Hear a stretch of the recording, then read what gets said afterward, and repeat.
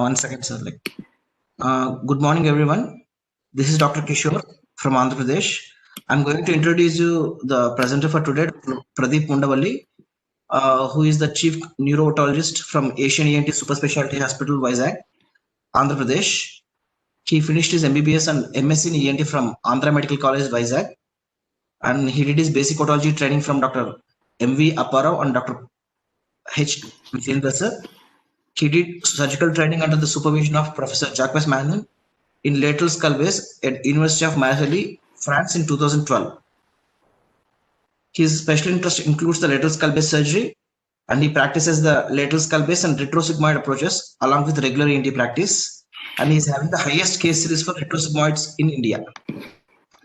He has conducted several conferences: Phase 2016, Phase 2017, BalanceCon 2018, and Verticon 2019.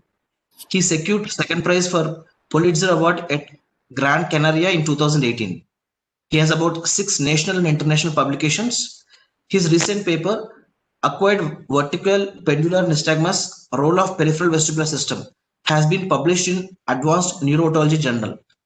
Sir, Dr. Pradeep, sir, welcome to the presentation, and we'll hand over to you, sir, from here. Thank you, Kishore. First of all, at the outset, let me thank the team of Sahasra, Kishore, Sriharsha, and the entire team.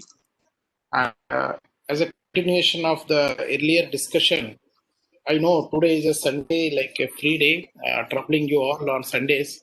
Actually thought of having this discussion on Friday itself, but due to some unfortunate personal issues, I could not pursue the thing. So I asked Harsha to keep it on Sunday. I know Sunday morning is a difficult time for everyone, but hope few people will join, no issues. So now, hope most of you had been there for my earlier talk 3 weeks back on core concept. As a continuation of that, we are going with the part 2 of that lecture, and in this lecture we'll be exclusively dealing with nystagmus. So I would like to request all the audience here, if at all, if you have any doubt, or if at all, if you have any issues with my audio visual, just please let me know just by dropping a message or something like that. Okay. Yeah. Now.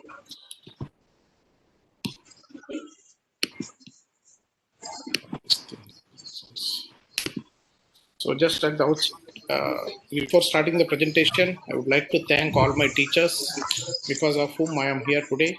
Professor Jack Mannion, Dr. Srinivas Darsala sir, every one of you know about him.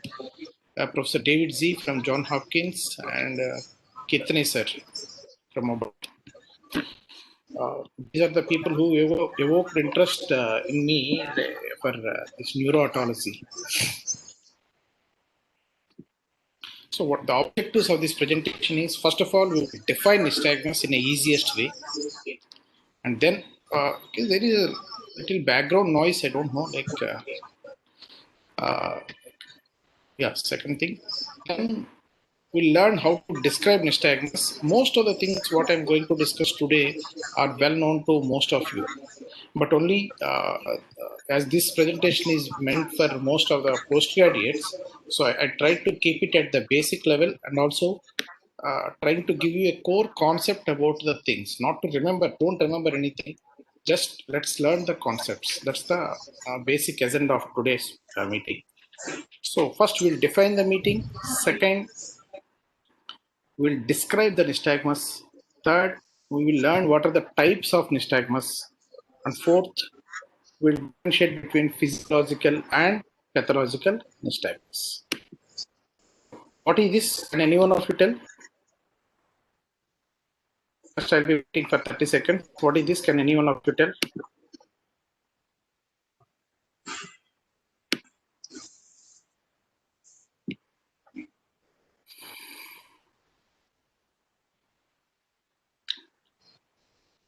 Okay. So this is a Morse code. Morse code.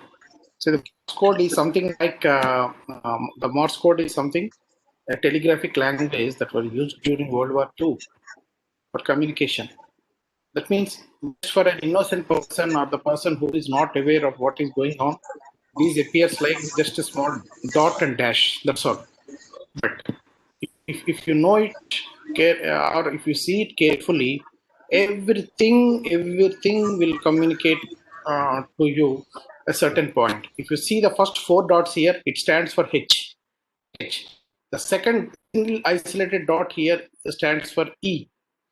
Third dot and 2 dashes here, and the fourth dot. See the first 2 dots along with 2 dashes here.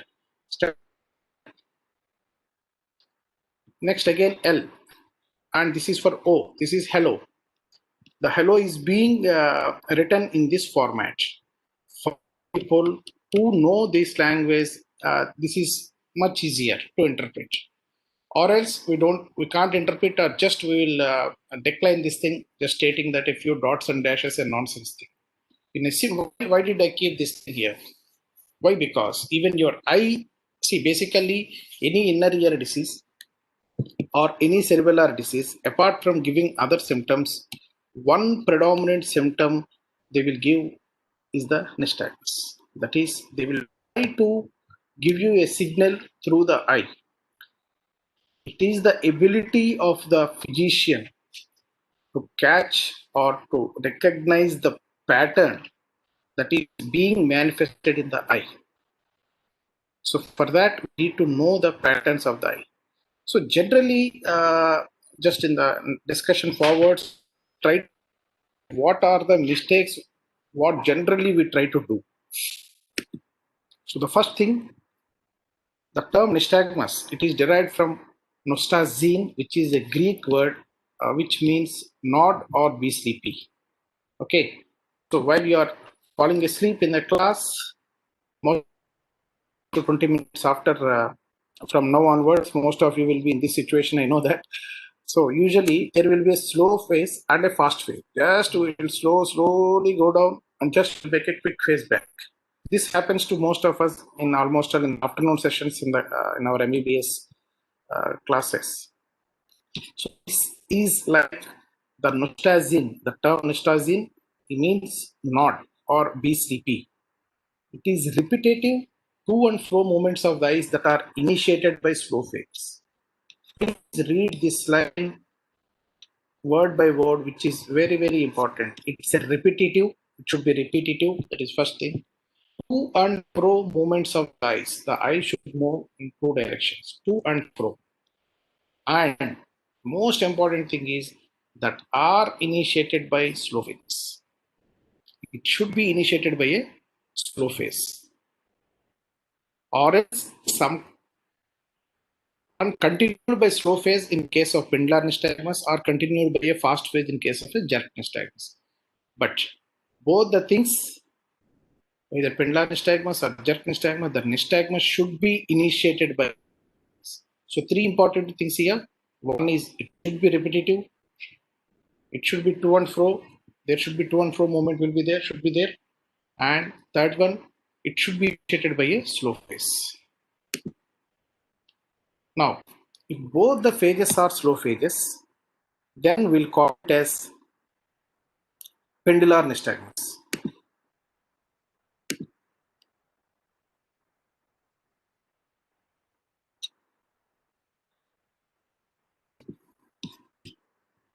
So sorry, I could not annotate again. The problem is there with this platform. I don't know. We are mostly used with this Zoom, and it's very comfortable, like performing the things. But unfortunately, this all the new platforms are new to us and also having some difficulty. So if both the phases are slow phases, then we'll call it as pendular nystagmus. If one phase is saccadic, which alternates with slow phase, then we call it as jerk nystagmus. But if the abnormal movement of the eye is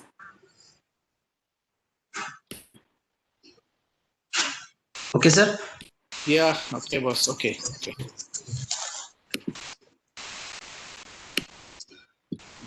This thing is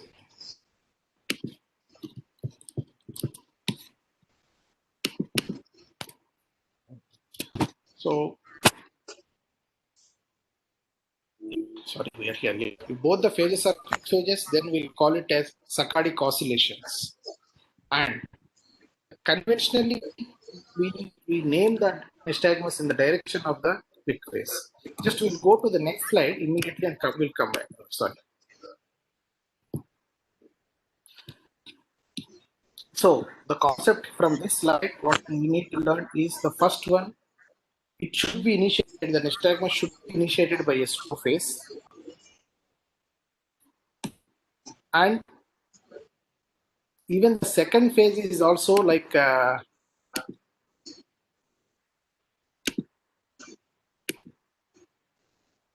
even the second phase is also okay. So if the first phase is just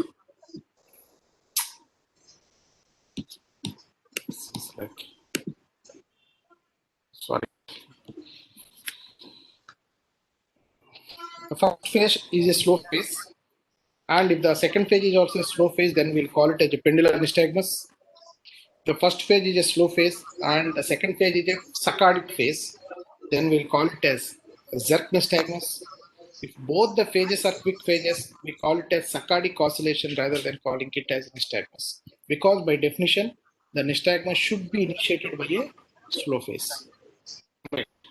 So conventionally, we name the nystagmus in the direction of the quick phase. And so the problem here is, because of the lack of investigative devices, or because of lack of keen clinical observation, or because of the inability to observe the slow component, we will mostly depend to see the fast component of the eye. So, but actually the problem in the eliciting nystagmus is the slow phase. The slow phase is the culprit. The slow phase can be, the defective slow phase can be either because of a defect in the vestibulo-ocular system, or a defect system, or a defect in the optokentic system, or a defect in the gaze hold system, and sometimes, rarely, a defect in the vertical system. So any defect in the above mentioned 5 systems, I will repeat again, either a vestibulo-ocular system, or a pursuit system, or an optokinetic system, or a gaze holding mechanism, or very rarely will cause the eye to drift towards one side slowly. Then the brainstem will see that the fixation is lost because of the slow drift of the eye, and try to bring back the to the normal very quickly by a saccade. He is slowly drifting towards one side because of a defect in either in the vestibulo-ocular system, or a pursuit system, or an optokinetic system, or a gaze holding system, or vision system. Then brainstem and the higher centers will give a saccadic signal because there is a loss of fixation on a particular object of interest. So then it brings the eye back to the desired position by a saccade. So this fast component, this saccadic component, is very much evident while we observe the patient. So that's why we mostly rely upon the things on fast component, but actually with the slow phase. So this is somehow like a small analogy where we are doing a mistake, why we don't get an exact diagnosis in most of the times, why we are often misled. Suppose if someone is in a new place without any GPS, and there was a section of roads, some 3 roads or 4 roads, and there were no signboards. Actually, this guy need to travel in a straight line to go to some place else. But actually, a junction before that has made him to go into a right side or left side instead of straight. So after going forward, he might find another. Actually, some background noise. It is not from my side. I don't know. Some of the mic has been unmuted and sound is from there. It's not from my side. I'm sitting in my office only. We have muted everyone on entry, sir. Few people, they don't have that option. They have to mute themselves. Oh, okay. Can you please mute everyone? Please, can you mute yourself? All the participants can mute themselves, please. Because there is a little lot, Yes, sir. background noise is there. It seems. Yeah. Okay. So this guy has missed out at the junction instead of going straight and had gone to left side. After going, sorry, if we start annotating, it is going to the prior slide. I don't know what happened. Yes. These things are. Yeah, you can do it. If I am trying to do it, it's going to the new slide. Yeah, this is going to a new slide. So okay, I'll do it. See, if a guy is planning to go in a straight road like this, and he's designed to go like this, this is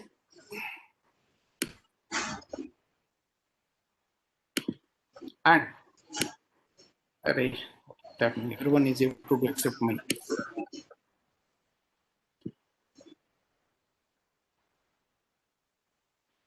Hello? Sir, Yeah, is my voice good? Someone is complaining. voice is good, sir. Voice is good. I don't know. Is everybody annotating, sir? All the lines are done by you only, no? No. I'm not doing anything, boss. I was unable to do annotation. Everyone else is able to do. Sir, one second, one second.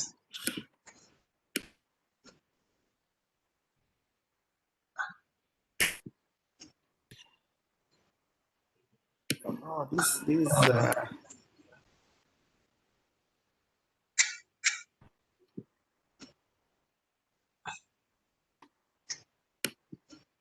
Sir, one second. Right. Sir, see. okay. See, the problem is if I'm trying to annotating, it's going to somewhere else. Okay, let me explain here. So this is the straight road that is designed to go, and what is happening?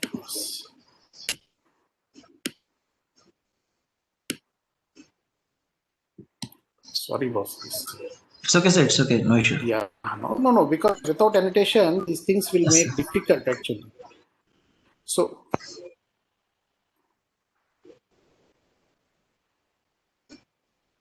if he has gone in this way and I find out a signboard here and come back, he can come back and join this route like this, or he can come back and join this route like this. Unfortunately, we are looking into these paths. The question is, we need to look into this part here, this part, where why did he miss this thing? Why did he miss the route here? Because of lack of the signboard here.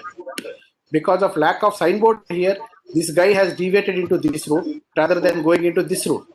Unfortunately, our clinical examination earlier, it was designed to check on the fast component, which is bringing back the thing onto the road again. So problem in understanding nystagmus arises here. If you go thinking about what is happening at this point, why did this bring back, you don't get a answer. If at all, if you are supposed to get an answer, come back here and check why is the signboard missing here. Why did this guy leave this main road and why did he enter into this road? So this is the slow component. So please focus on slow component. That gives you the answer. Okay. Yes, sir. So again, I'm repeating, the slow phase arises because of the lesions of the vestibulo-ocular system. There is a lot of background noise, Kishore. Sir, one second. Don't know, like.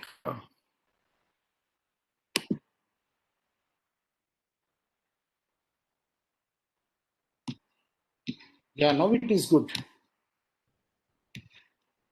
Yeah, now it is good. Now the noise has gone. Yeah, sorry.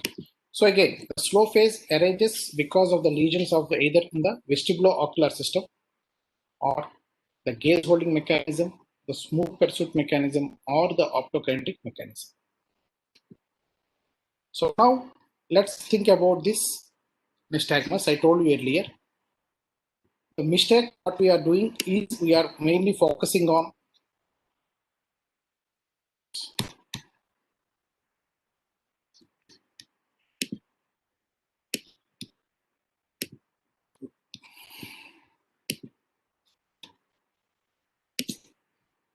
So we are focusing on the fast component.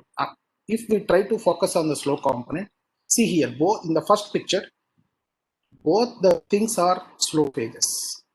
This is called as the pendular nystagmus. And if you see the picture D, it is initiated by a slow phase and the fast saccadic phase. This is called as the Z nystagmus. And if you see the slow phase itself, that is the drifting of the eye itself, gives you a clue, a beautiful clue, which is out.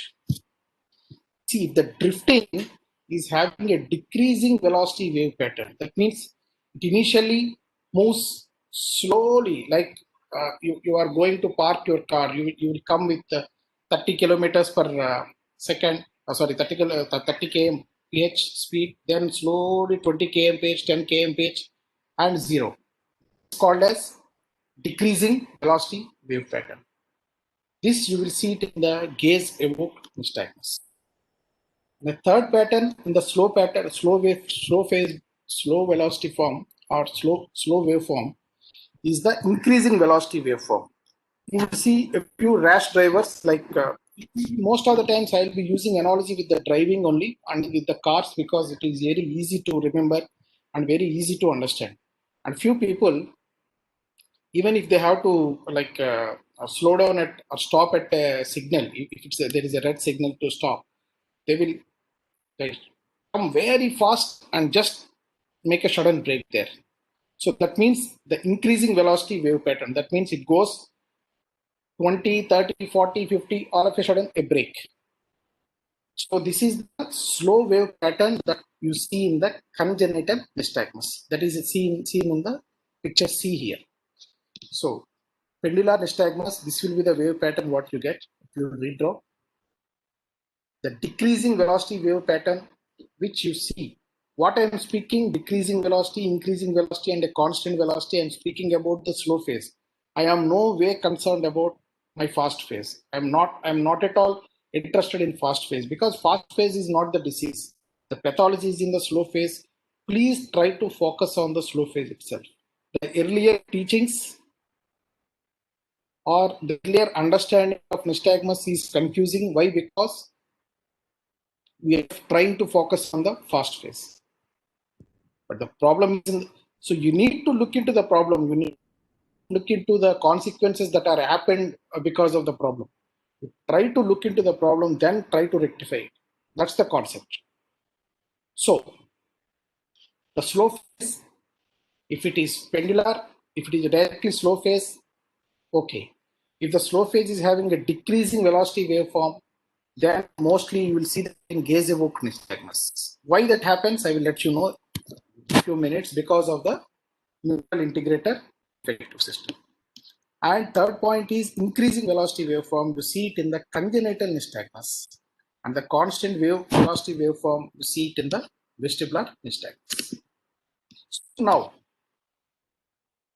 now this is a brief chart which gives you an overall view of the presentation and also the overall view of nystagmus. If the fixation is impaired because of slow drift or an intrusive saccade away from the target, suppose if you are visualizing, suppose I am visualizing my finger. My eyes are supposed to fix on the finger. If my eyes are slowly moving, if there is a nystagmus for me and the eyes are moving slowly, ouch. Or sometimes I might be having some saccado disorder and my eyes are moving very fastly. What is making my eyes not to fix on the given target? Either it can be a slow component, slow drift, or a fast component. That is an intrusive saccade. So first you assess what is the component that is avoiding you to fix on the particular object. If it is a saccade, then you will call it as intrusive saccade, and saccadic disorders are different. If it is a slow component, then we'll call it as nystagmus. As you know, the nystagmus is always initiated by a slow component. This is the basic rule number one. So if the slow drift is the culprit, then you see whether it is followed by a or whether it is another slow phase, which will make it to pendular nystagmus. Then we'll focus first on the pendular nystagmus, then we'll come back to the jerk nystagmus, which we'll see regularly.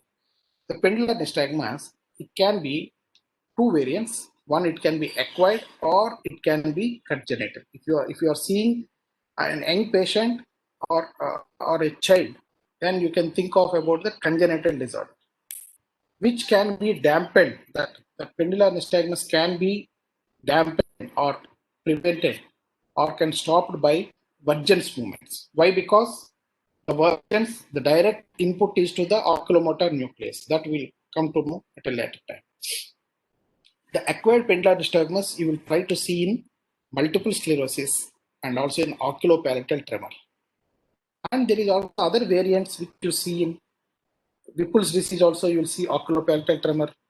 And there are other variants like seesaw and hemi-seesaw nystagmus. These are all the variants of the pendular nystagmus.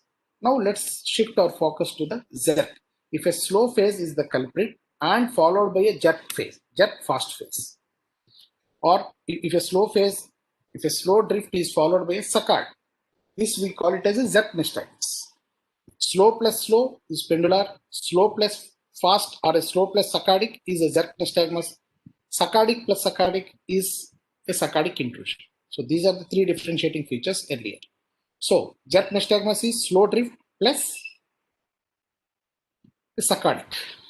So this is what we call jerk nystagmus. So now then observe whether it is unidirectional nystagmus or whether the nystagmus is changing direction with the gaze. That means if the patient is trying to look into the right side, if there is a right side nystagmus, and if the patient is trying to look into left side, if there is a left side nystagmus, that the type of nystagmus you will call it as direction changing nystagmus. So that you will see in two conditions.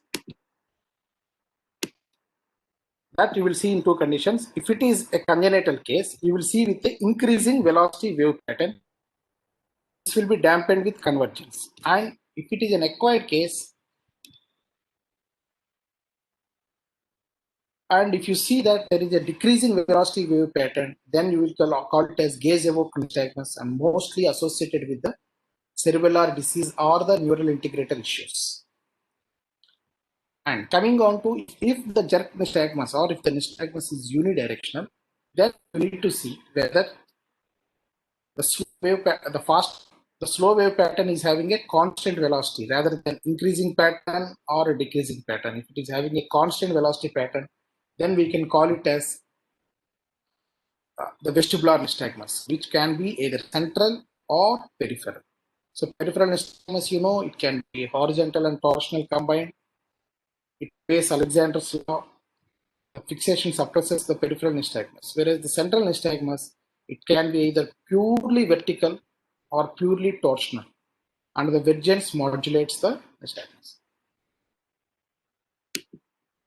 So before going on to the individual nystagmus per se, just a brief thing of recapitulation of the thing what we have discussed earlier. 3 weeks back. So this is the structure of the midbrain. Voice keeping taking. So this is the structure of the midbrain, where all the important structures of the horizontal gaze, the vertical gaze, the torsional, everything are located here.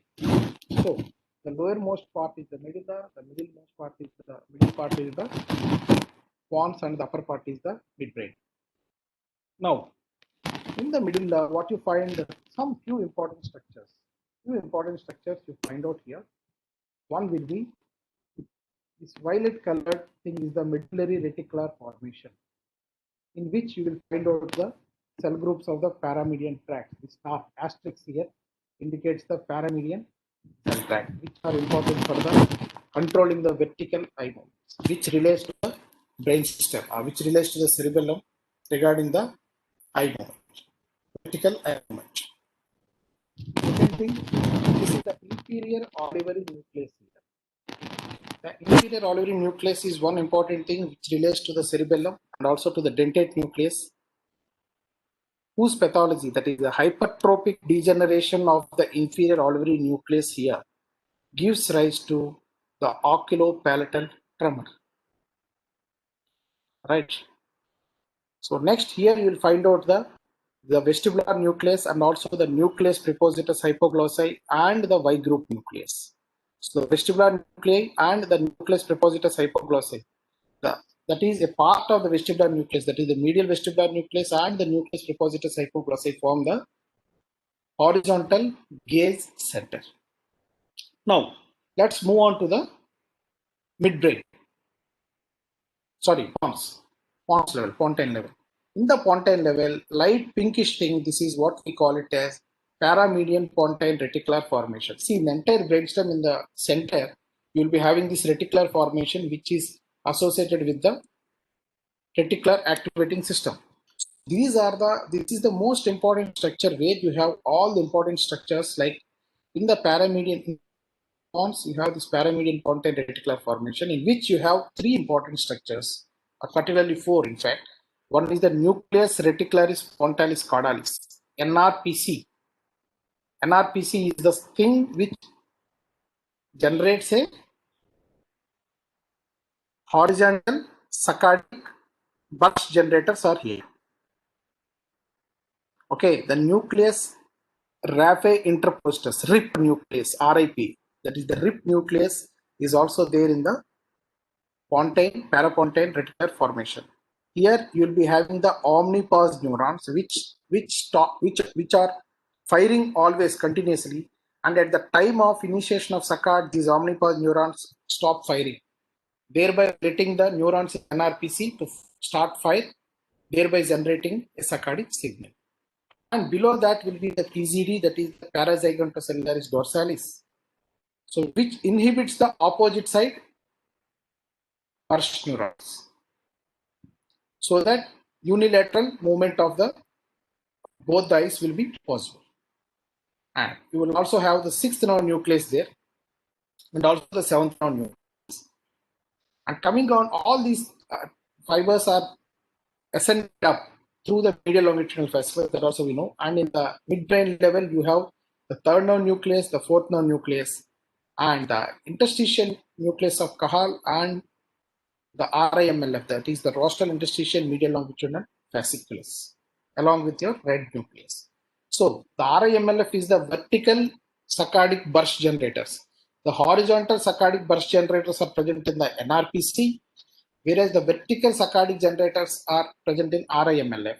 And the nucleus prepositus hypoglossi is the horizontal gaze center with a neural integrator for the horizontal eye movement, whereas the interstitial nucleus of Cahal will be having the neural integrator for the vertical eye movements. So to simplify it, the pontine level will be having the horizontal gaze center and the horizontal neural integrator. The midbrain level you will be having the vertical gaze center and the vertical neural integrator center.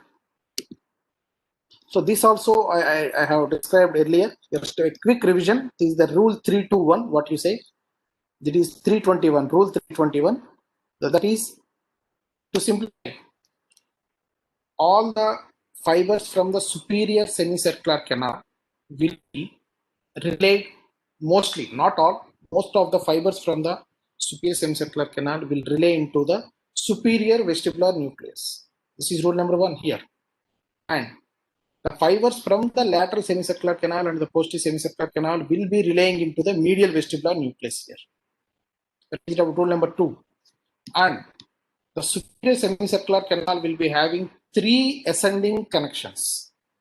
It relates to the superior vestibular nucleus, and from superior vestibular nucleus. And just 1 second. One interesting thing and one important rule to remember here is all excitatory connections will cross over to opposite side. All inhibitory connections will be on the same side. Please remember this basic rule. Suppose if there is an excitation of the right posterior canal of mine, these fibers will go to the right superior, what I am telling is excitation of the right posterior canal. So these fibers will go to the right sided, that is on the same side, medial vestibular nucleus, and from there it cross to the opposite side and go to the opposite side nucleus and excites it from the opposite side. So this need to be remembered. All the excitatory connections will cross over in the brain or in the brainstem.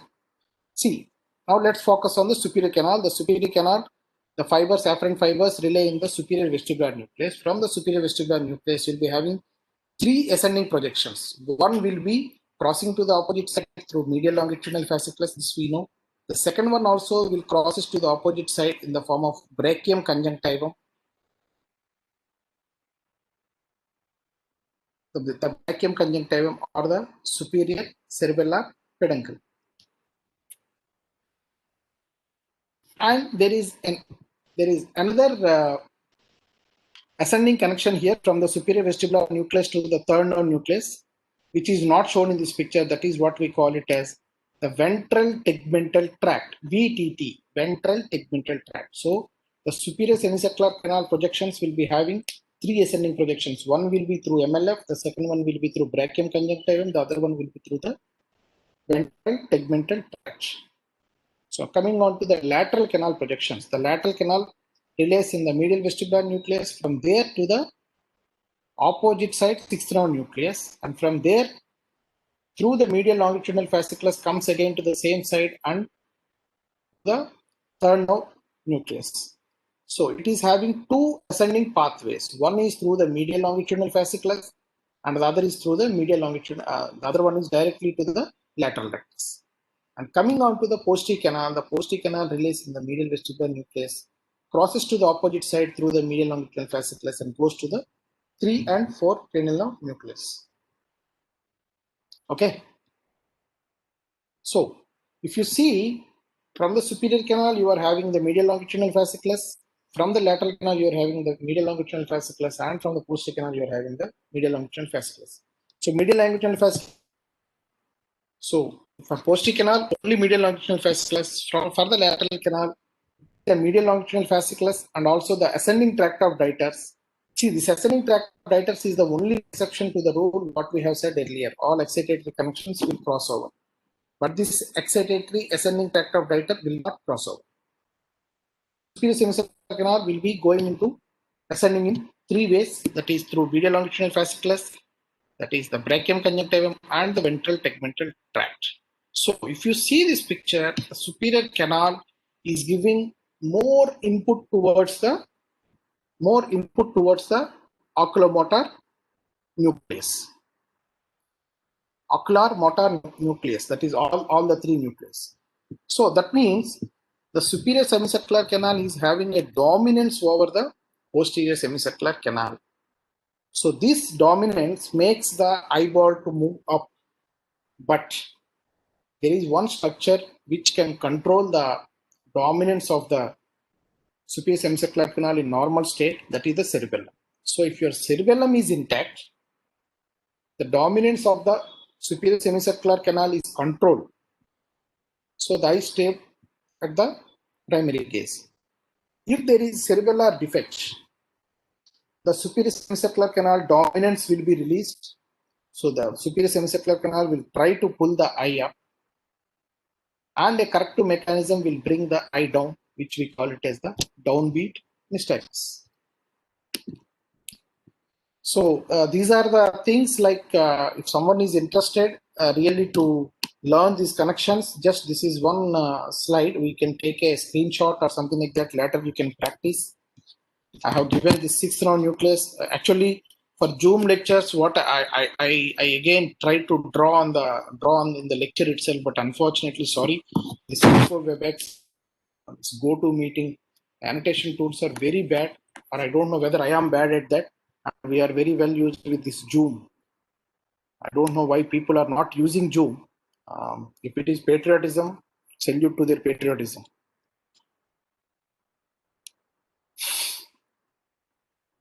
No, because it's very difficult. If I am trying to do this annotation, this is going to my previous first slide, so which is difficult.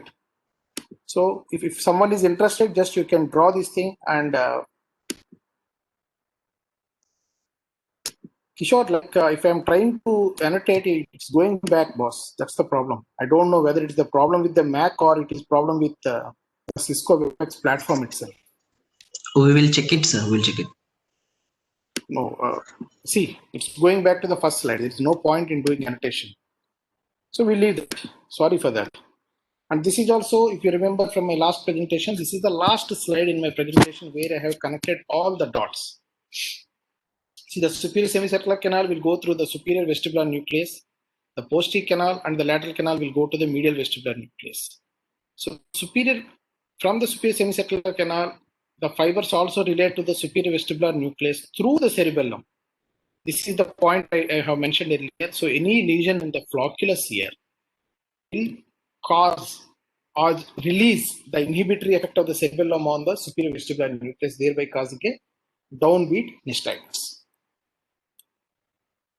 So this is the second important picture. This also I have discussed earlier, like the last presentation. If at all, if you need details about this picture, just please go to the earlier lecture, which is there in the YouTube, in this Sahasra Trust thing. You can find it on the YouTube. This picture is from the cerebellum and from the middle cross section. And this the saccadic eye movements, abnormal saccadic eye movements. Next we'll go. Next, we'll just briefly learn about the concept of the neural integrator. Neural integrator is something like the semicircular canal. Suppose, if at all, if there is a movement, head movement, or there is an angular acceleration, they detect the angular acceleration, the semicircular canals. They integrate it to angular velocity there itself, and that velocity signal is being sent to the vestibular nucleus. And from the vestibular nucleus, it is being sent to the sixth nerve nucleus or corresponding third nerve nucleus or the corresponding fourth nerve nucleus, depending upon the stimulated semicircular canal. Okay, now all this thing is coming in only velocity format. That means the semicircular canals are relaying the thing in velocity format. Yes, okay, you have given a velocity signal to the ocular motor nucleus, that is either third nerve nucleus, fourth nerve nucleus, and the sixth nerve nucleus. See, there is a small difference between ocular motor nucleus and oculomotor nucleus. Oculomotor nucleus is the third nerve nucleus. Ocular motor nucleus means third nerve, fourth nerve, and sixth nerve. All the three nucleus, we will call it as ocular motor nucleus. So the velocity signal is being relayed to the ocular motor nucleus. Yes, okay, they fire and the final output is given to the corresponding muscles. Yes, okay.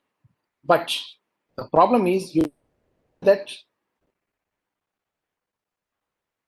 the eyes or the muscles of the eye are being told about to move with one particular velocity, either 30 degrees per second. Okay, that is good.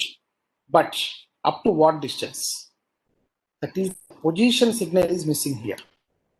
So they have to know the position signal. That means you go 20 degrees to the right, 20 degrees to the right with 30 degrees per second speed.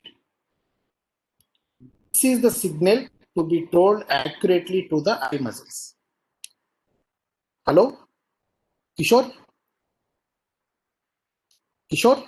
Sir, My voice is clear or is it breaking? actually, it was put a long time ago, sir. That message was kept about 15 minutes ago. For us, it is clear, sir. Probably Voice is some clear, internet no? issue. Yeah. Yes, sir. Yes, sir. Yeah, Yes, yeah, sir. no issues then, no issues. So the eye muscles need to get two signals. That is, one is the velocity signal and also a position signal. That means the eye muscle has to be told go 30 degrees to the right, 30 degrees to the right with 50 degrees per second speed. That's the signal that needs to be told. But unfortunately, the signal from the semicircular canals is integrated from acceleration to velocity and it is conveyed to the vestibular nucleus and from there to the ocular motor nucleus. So that means the ocular motor nucleus are getting only a velocity signal. So only this velocity signal, if given to the eye muscle, eye will be going like 50 degrees per second. Up to where? Where should it stop?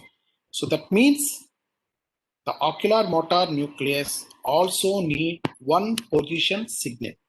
So that position signal is being given by a neural integrator. Right. So that position signal is being given by the neural integrator. So this neural integrator for the horizontal eye movements is located in the pons or in the medulla, in fact, or in the lower pons or upper medulla, like that you can say. This is the vestibular nucleus and the nucleus prepositus hypoglossal complex, NPH complex, for the horizontal eye movements. For the vertical eye movements, it is the interstitial nucleus of Canal in the midbrain that acts as a neural integrator. Right. So that means these two give the position signal. So any lesion in the nucleus prepositus hypoglossal or the medial vestibular nucleus will give rise to lack of position signal. Thereby, eye will be going. The gaze evoked nystagmus can be there. Or if there is a lesion in the midbrain at the level of the interstitial nucleus of Canal, there is the vertical position signal will be defective. So in the picture A, what you can see is pulse of signal is there, and after that, the neural integrator integrates the signal and gives you a position signal output. So this, you are having velocity signal. With neural integration, you are also having a position signal, which we call it a step. So the pulse and the step. The second one, if there is the neural integrator is defective, either it can be leaky or it can be overactive, hyperactive. Leaky means it is slowly leaking out the signal. So obviously the curve will be decaying or there will be decreasing slow wave pattern, because the signal is not standing at that mark, it is slowly leaking down. So thereby you will be getting decreasing slow wave pattern, which you see it in gaze evoked nystagmus. If it is an irritative neural integrator, then you will have an increasing velocity wave pattern of the slow wave. Hope my thing is clear. So leaky neural integrator gives rise to a decreasing velocity wave pattern, which you see it in gaze evoked nystagmus, and an irritative neural integrator gives rise to increasing velocity wave pattern,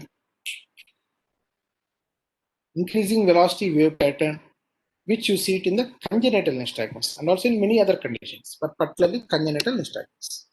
So now, the same thing I have drawn here. The eye velocity command signal has come. The brainstem neural integrator is here, and it is giving the position command signal along with the velocity signal. So the middle picture here, K appropriate, there is a pulse and the step is perfect. If the first picture, if you see here, the K is too small, that is the integration from the cerebellum is too small, thereby causing the leaky integrator, thereby resulting in gaze evoked nystagmus. But if the integrator is unstable or irritative, you will be having increased slow phase velocity pattern, and usually you see it in the congenital nystagmus. And this is one picture which explains a horizontal nystagmus. So you know that the sixth nerve abducent nucleus from the vestibular nucleus. You see here the green signal here. This is the VN is the vestibular nucleus here, and the horizontal eye movements from the horizontal semicircular canal are related to the medial vestibular nucleus, as I told earlier, and also the vivo or reflex are also related to the vestibular nucleus, and the pursuit eye movement signal is also being given to the vestibular nucleus. And as I told earlier, all excitatory fibers will cross to the opposite side. From the vestibular nucleus, the fibers go to the opposite sixth nerve nucleus here. So from the sixth nerve nucleus, right? So here, from the sixth nerve nucleus, the fibers will be directly going to the same side lateral rectus, thereby abducting the eye. and they will cross to the opposite side in the medial longitudinal fasciculus to the contralateral third node nucleus, causing adducting the eye. That means stimulation of the left horizontal canal or left horizontal vestibulocular reflex. That is, the movement of the eye to the left should cause the eyes to move to right. That means the lateral rectus and the left medial rectus are to be stimulated. So this is the mechanism how it goes. Right. So now, you see the relay centers here, the horizontal vivor and the pursuit. They are directly related to the vestibular nucleus. And the horizontal saccadic center is in the PPRF here. That is particularly NRPC, Nucleus Reticularis Frontalis Caudalis. So they also give a signal to the abducent nucleus. And the final point comes here for the Vertigo. Directly relates to the oculomotor nucleus, that is the third node nucleus. That means all the lower things are being bypassed and the signal is directly given to the third node nucleus. So both sides, the third node nucleus is being stimulated, the eyes will bring. That means both sides, the medial rectus will be stimulated and both eyes will try to converge. So that's why vergence will be retained in most of the pathologies, unless there is a midbrain pathology involved with the third node nucleus or a lower motor.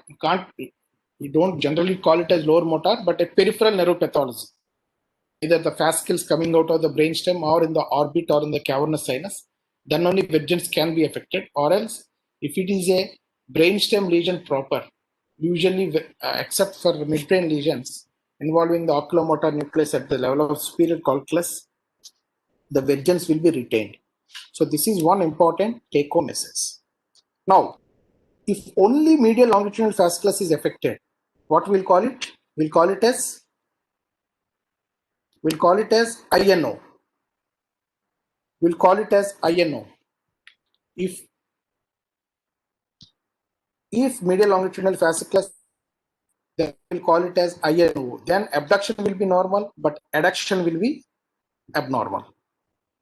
So now, if abducent nucleus is involved, abduction is gone, even the adducting signal is also gone. And if the abducent nucleus along with the medial longitudinal fasciculus is gone, then we'll call it as 1.5 syndrome. 1.5 syndrome. Why? Because in the next few videos you'll be seeing 1.5 syndrome case. So this is the INO. If the medial longitudinal fasciculus is being affected, we'll call it as internuclear ophthalmoplegia. So now let's learn about the characteristics of the nystagmus. First one, whether it is pendular nystagmus or a Zerk nystagmus. First you need to see. Second thing is you need to see the plane of the nystagmus. Third is the conjugacy of the nystagmus, the amplitude, the frequency of the nystagmus, and the slow phase waveform. My favorite out of all these things is waveform. The slow phase waveform is one important thing that gives you a lot of information, but unfortunately most of us does not focus on slow phase waveform because it is the pathology. It is the pathology that is directly reflecting in the form of the slow phase waveform. So most of you are well versed with Alexander's law. So just to be brief on the thing, like to describe about Alexander's law. So for nystagmus, committance is one important thing. That is, what do you mean by committance? That is the consistency of magnitude of nystagmus in different directions of gaze. That is, if I look right, if I look left, if I look up, if I look down, the nystagmus should be of same side. But most of the nystagmuses are non-committed. That means if I look right, the nystagmus might increase, and if I look left, the nystagmus might decrease in its intensity. Right? So why did it happen?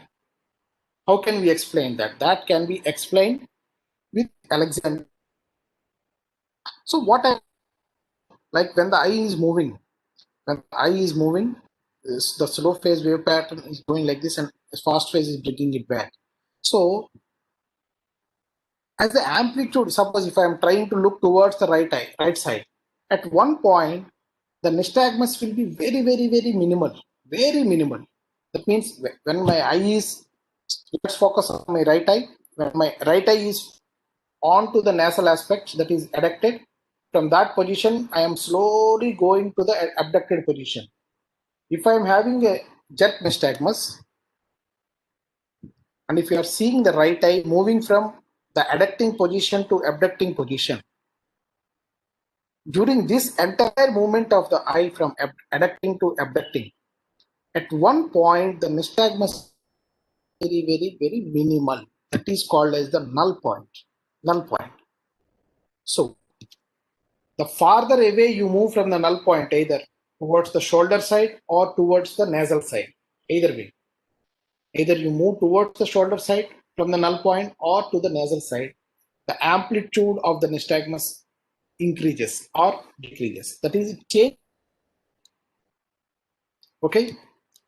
So in jet nystagmus, the direction of the fast phase can even reverse on either side of the null point. That means if I am trying to look towards my right shoulder, it might be a right nystagmus, and if I am trying to see to the left side, it might be a left nystagmus, left beating nystagmus. So the relationship between the gaze direction, that means to which side I am looking into, relative to null point, with relation to the null point, with amplitude and direction of the fast phase. These are the three important variables here. That is the relationship of the gaze direction in relation with the null point. The point where you have the minimal nystagmus. From there, depending upon the gaze direction, the direction and the amplitude of the fast phase varies. This is exactly the Alexander's law.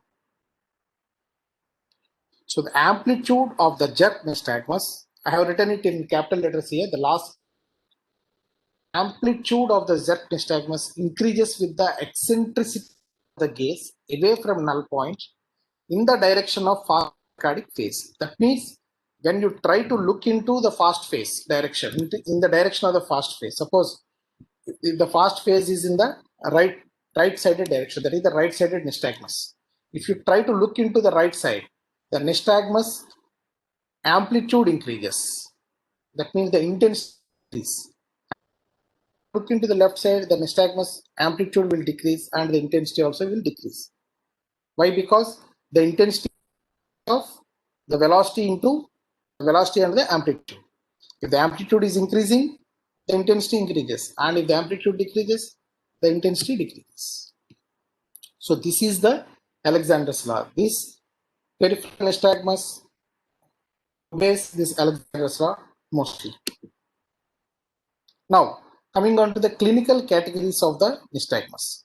One will be the congenital nystagmus, which usually occurs in the first 6 months of life. Second will be the developmental nystagmus, which occurs in first 2 to 8 years of life. And third one is acquired nystagmus, which can be either peripheral or central.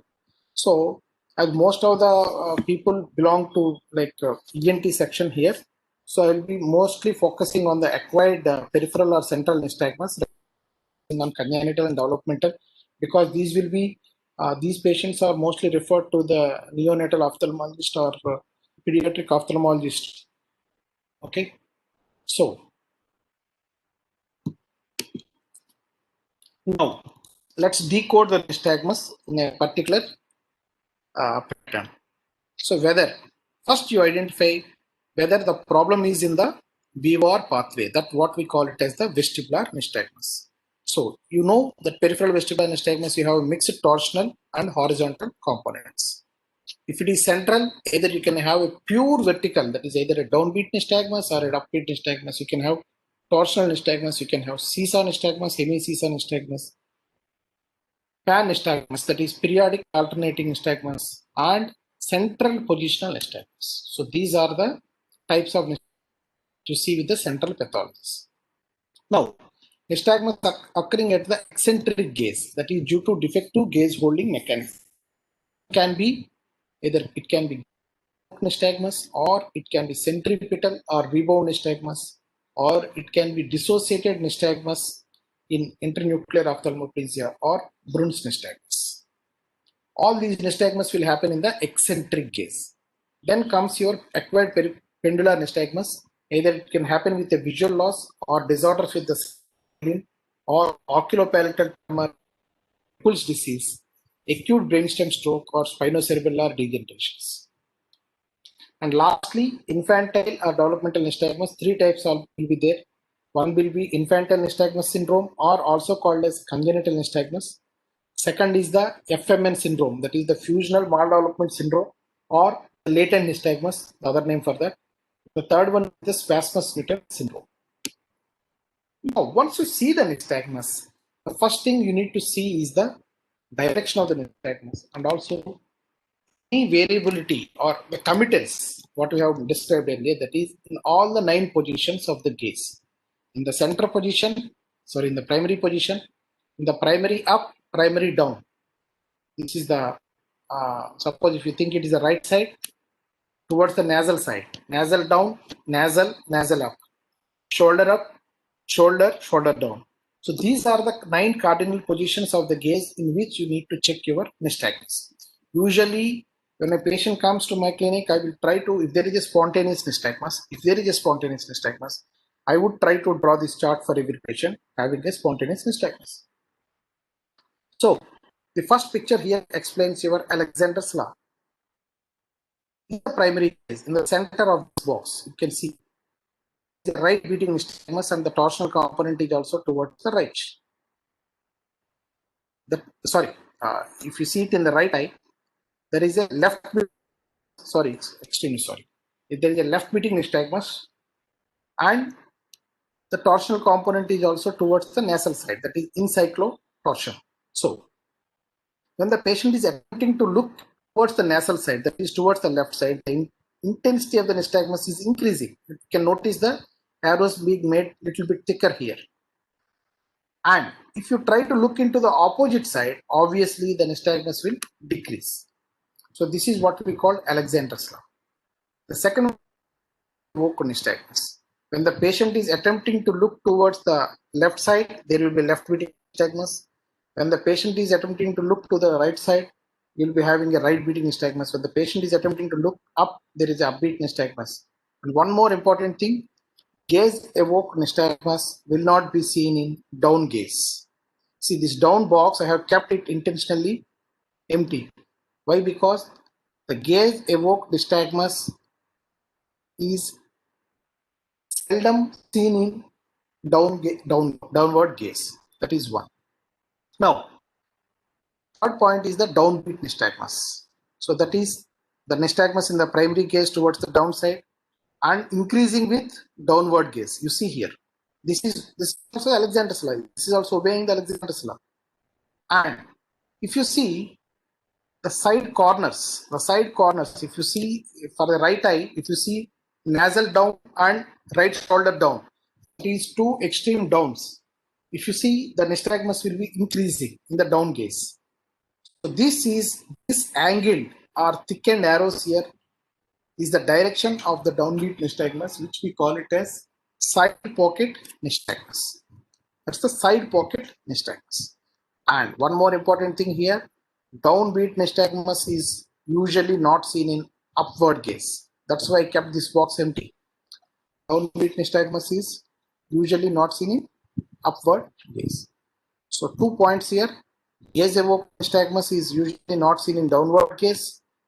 Downbeat nystagmus is usually not seen in upward gaze. These are the 2 clinical important things you need to remember. And coming on to the infantile nystagmus.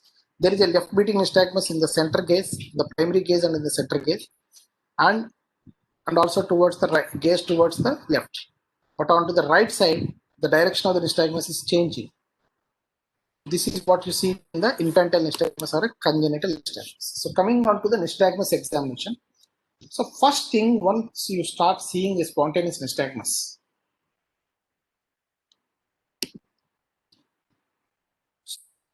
you need to see, is the abnormality of the head posture. Is the patient having any abnormal posture, like the tilting of the head, so that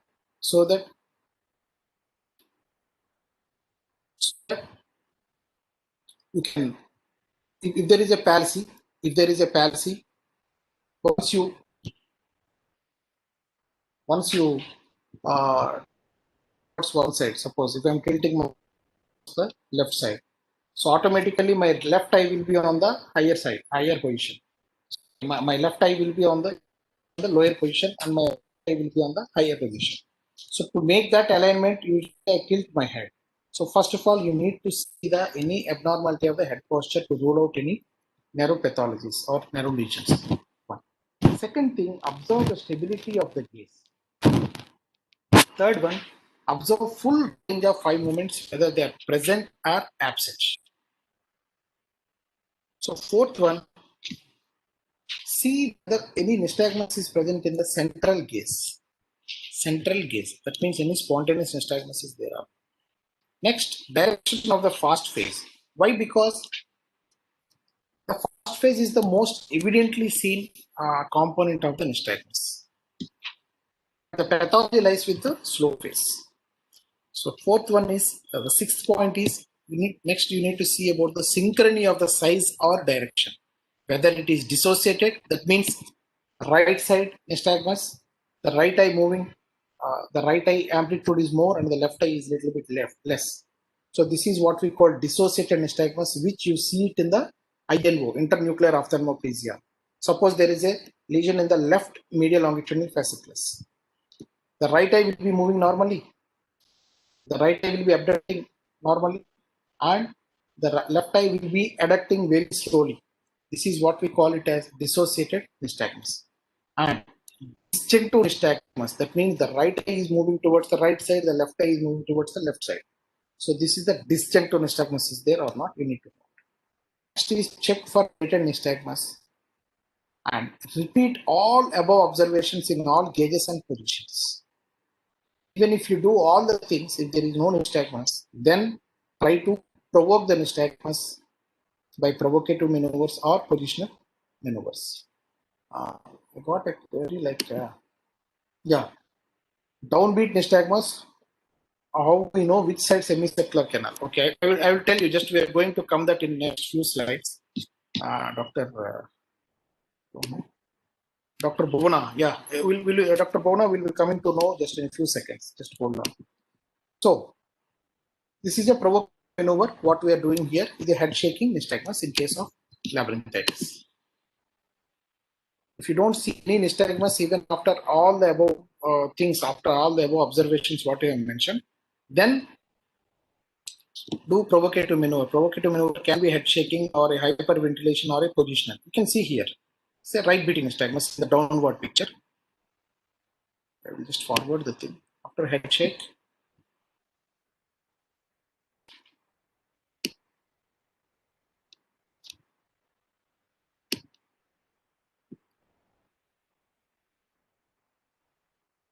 it's a left beating nystagmus here.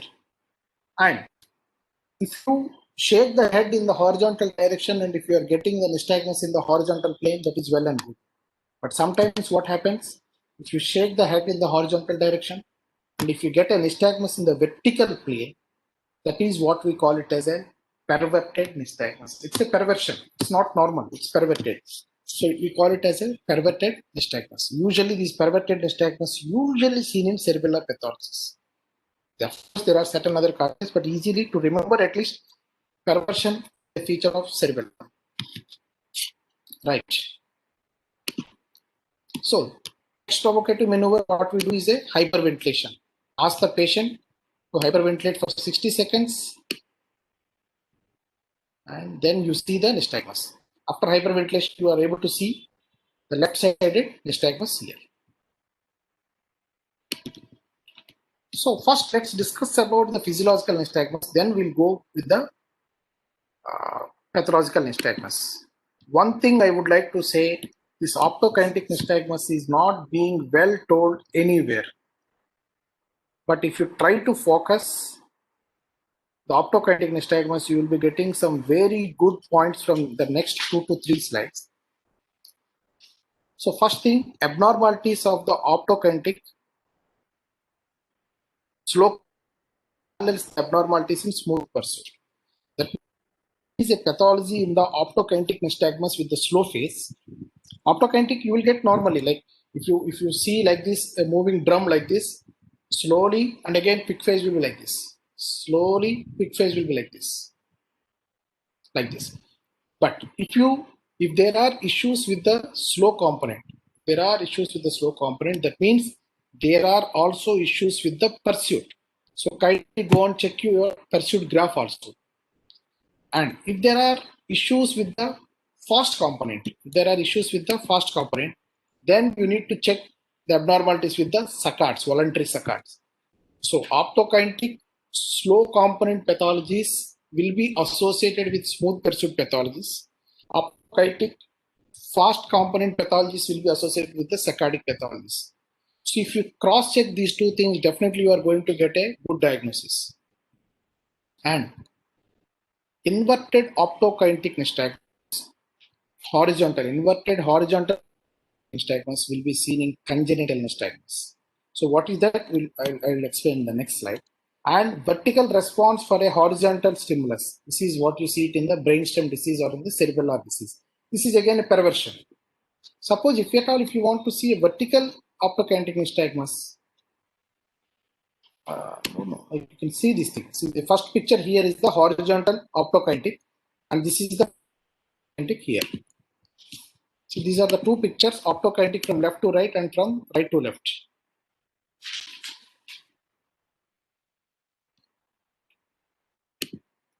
Yeah. So usually, Dr. Bhavana is asking about the significance of nystagmus enhancing on hyperventilation.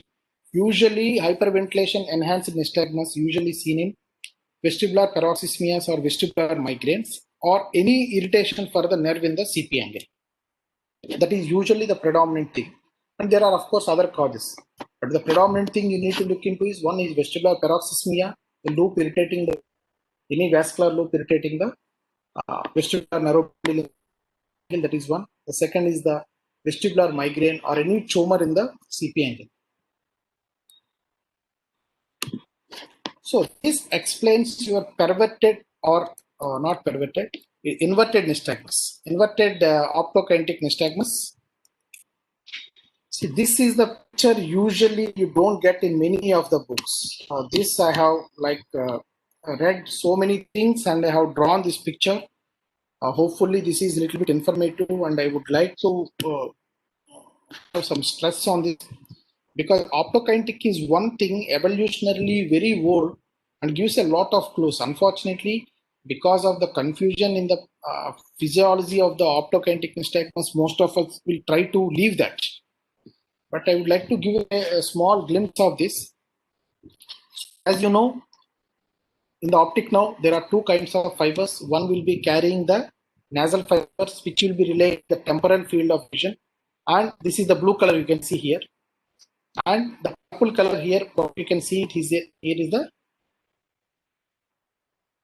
temporal fibers of the optic nerve, which will be relaying the nasal word field. The temporal fibers will be, and whereas the nasal fibers will be carrying the temporal field, right? You know that. So the nasal fibers will cross in the midline at the optic chiasma. This also we know. And they cross and they reach the lateral geniculate nucleus. The lateral geniculate nucleus. But before they reach the lateral geniculate nucleus, the fibers also go to the nucleus of the optic tract. That's the NOT and the dorsal terminal nucleus. These are the accessory optic nucleus.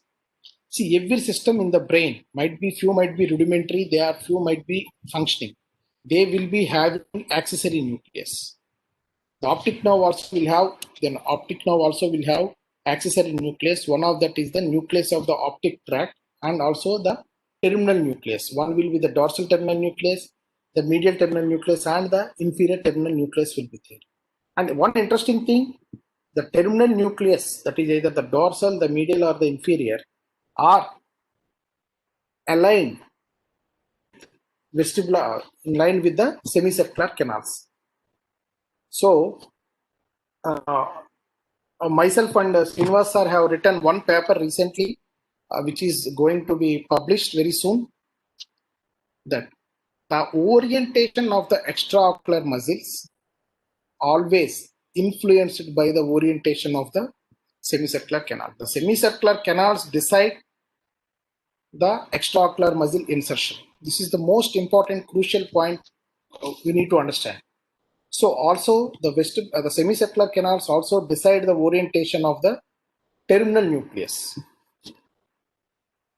So the nasal word fibers will be relaying in the lateral geniculate nucleus, and before relaying, they also give input to the nucleus of the optic tract.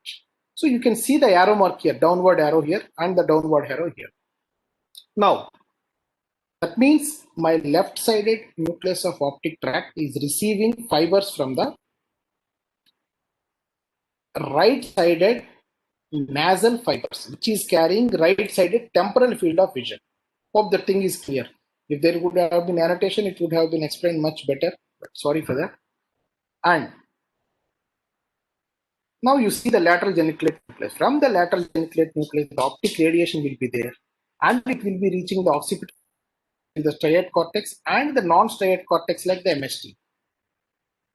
From the MST, that is the medial superior temporal area, again the input will be going towards the knot. That means higher central control is through this circuit. From the lateral geniculate nucleus to the MST to the knot. This is the higher circuit. But a direct circuit or a lower circuit is directly coming to the knot from the opposite eye. What happens? From the knot, the output goes to the inferior olivary nucleus on the same side. So then it crosses these fibers from the inferior olivary nucleus will cross to the opposite side of the cerebellum, contralateral cerebellum, right?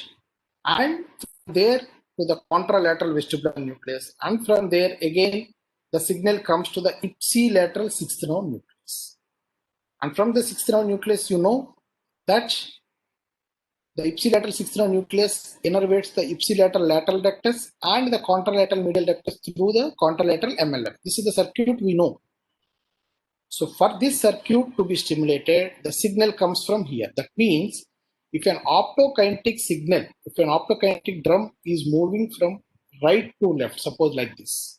If the optokinetic drum is moving like this, from the right to left, that means my eye has to move from the right to the left side, right? So how does this stimulation happen? So when the drum starts here, like see, you can see my finger here, the finger here.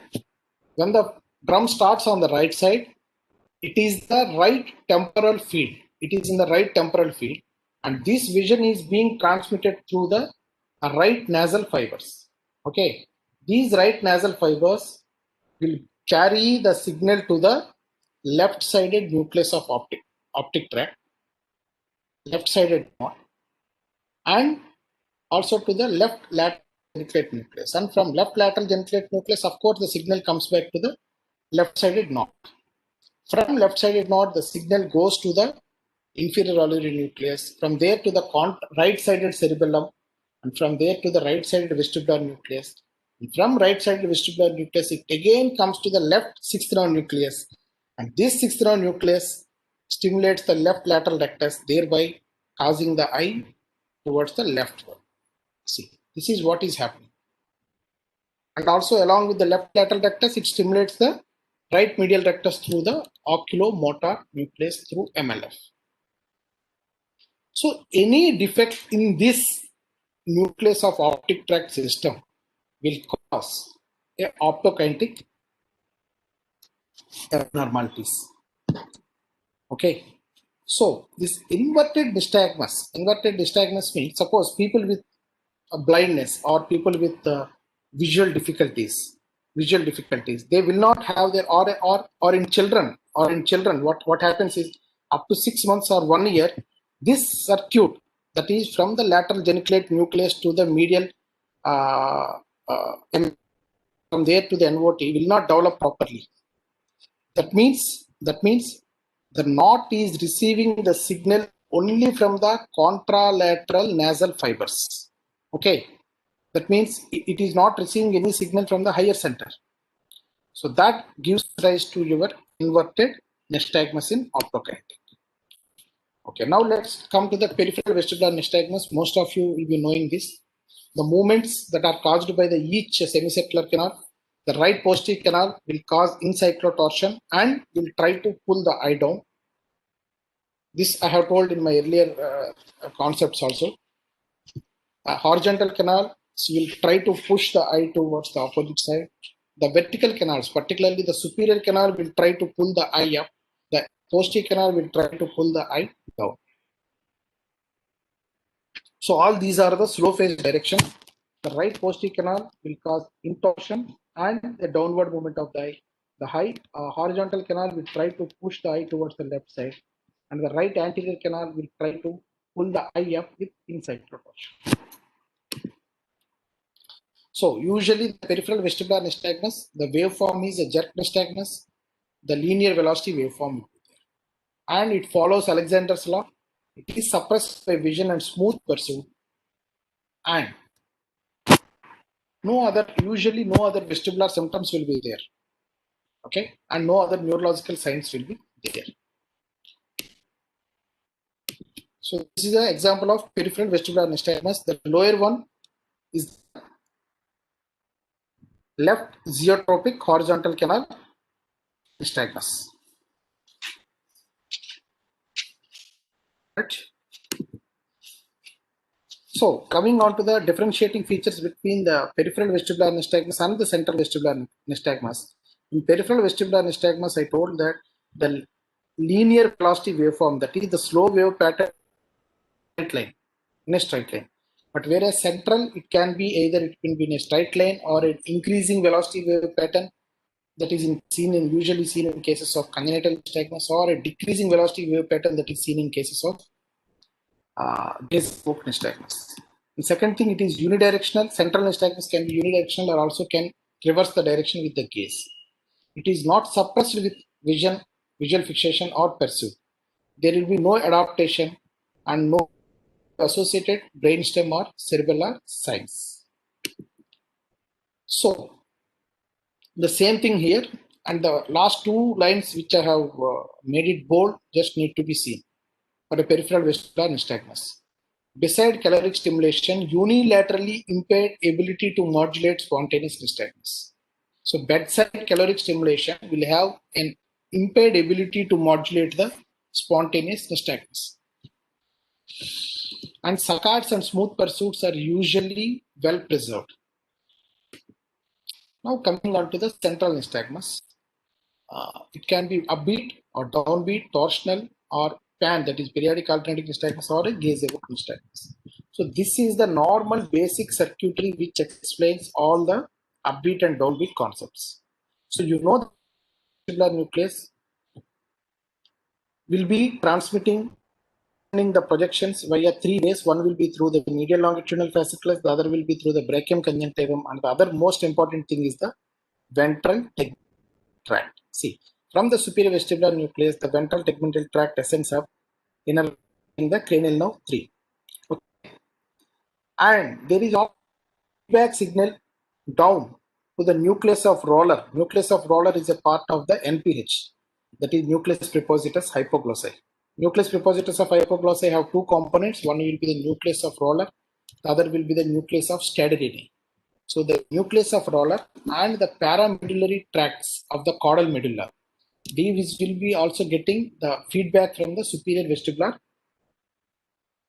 nucleus. And these fibers from the nucleus of roller, that is from the NPH and from the caudal medulla, will be inhibiting the flocculus. And in turn, this flocculus will be inhibiting the superior vestibular nucleus. So this is the circuit. The flocculus will be having an inhibitory effect on the superior vestibular nucleus, whereas the superior vestibular nucleus will be giving a excitatory signal to the nucleus of roller, which in turn inhibits the flocculus. If the flocculus is not being inhibited by this nucleus of roller, the flocculus will be inhibiting the superior vestibular nucleus, and the ventral tegmental tract will not be transmitting any signal. Thereby, eyes will be going down. Now, let's focus on the downbeat nystagmus. What does it happen? First, we'll see this picture. Suppose if there is a lesion of the flocculus, right? So there is no inhibitory effect of the flocculus on the superior vestibular region of superior vestibular nucleus.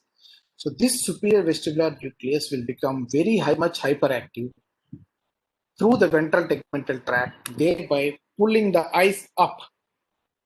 So thereafter comes your corrective mechanism from the brainstem, bringing the eyes down, thereby causing downbeat nystagmus. So any lesion in the flocculus will be resulting in the loss of inhibition of the signal of the flocculus over the superior vestibular nucleus, thereby causing increased excitation of the ventral tegmental tract, thereby pulling the eyes up. And a corrective mechanism will bring the eye down. That is the downbeat nystagmus. So downbeat nystagmus, usually you will see it in cases of cerebellar lesion, floccular lesion, or Arnold-Chiari malformation, or even like thiamine deficiencies, that is Wernicke's encephalopathy, many other disorders, many other drugs also can cause this. Now, yeah. So this is the downbeat nystagmus here. You can see it here. Hope you could appreciate the downbeat nystagmus here. So there will be upward phase, slow upward phase, and a quick downward phase. Right. Hope this downbeat nystagmus is clear.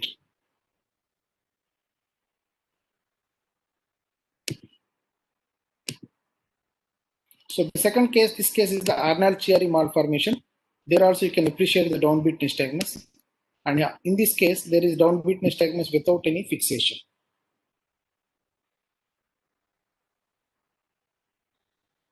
You could see the vessels in the upper picture. Rather than noticing the cornea, just see the conjunctival vessels, like you could appreciate very much clearly. This is a case of Arnold-Chiari malformation. To the theoretical part on the downbeat nystagmus. It's usually best evoked on looking down. That's what we call the pocket nystagmus. And it is poorly suppressed by the visual fixation. And it's usually associated with other signs of vestibulocerebellar involvement. Okay.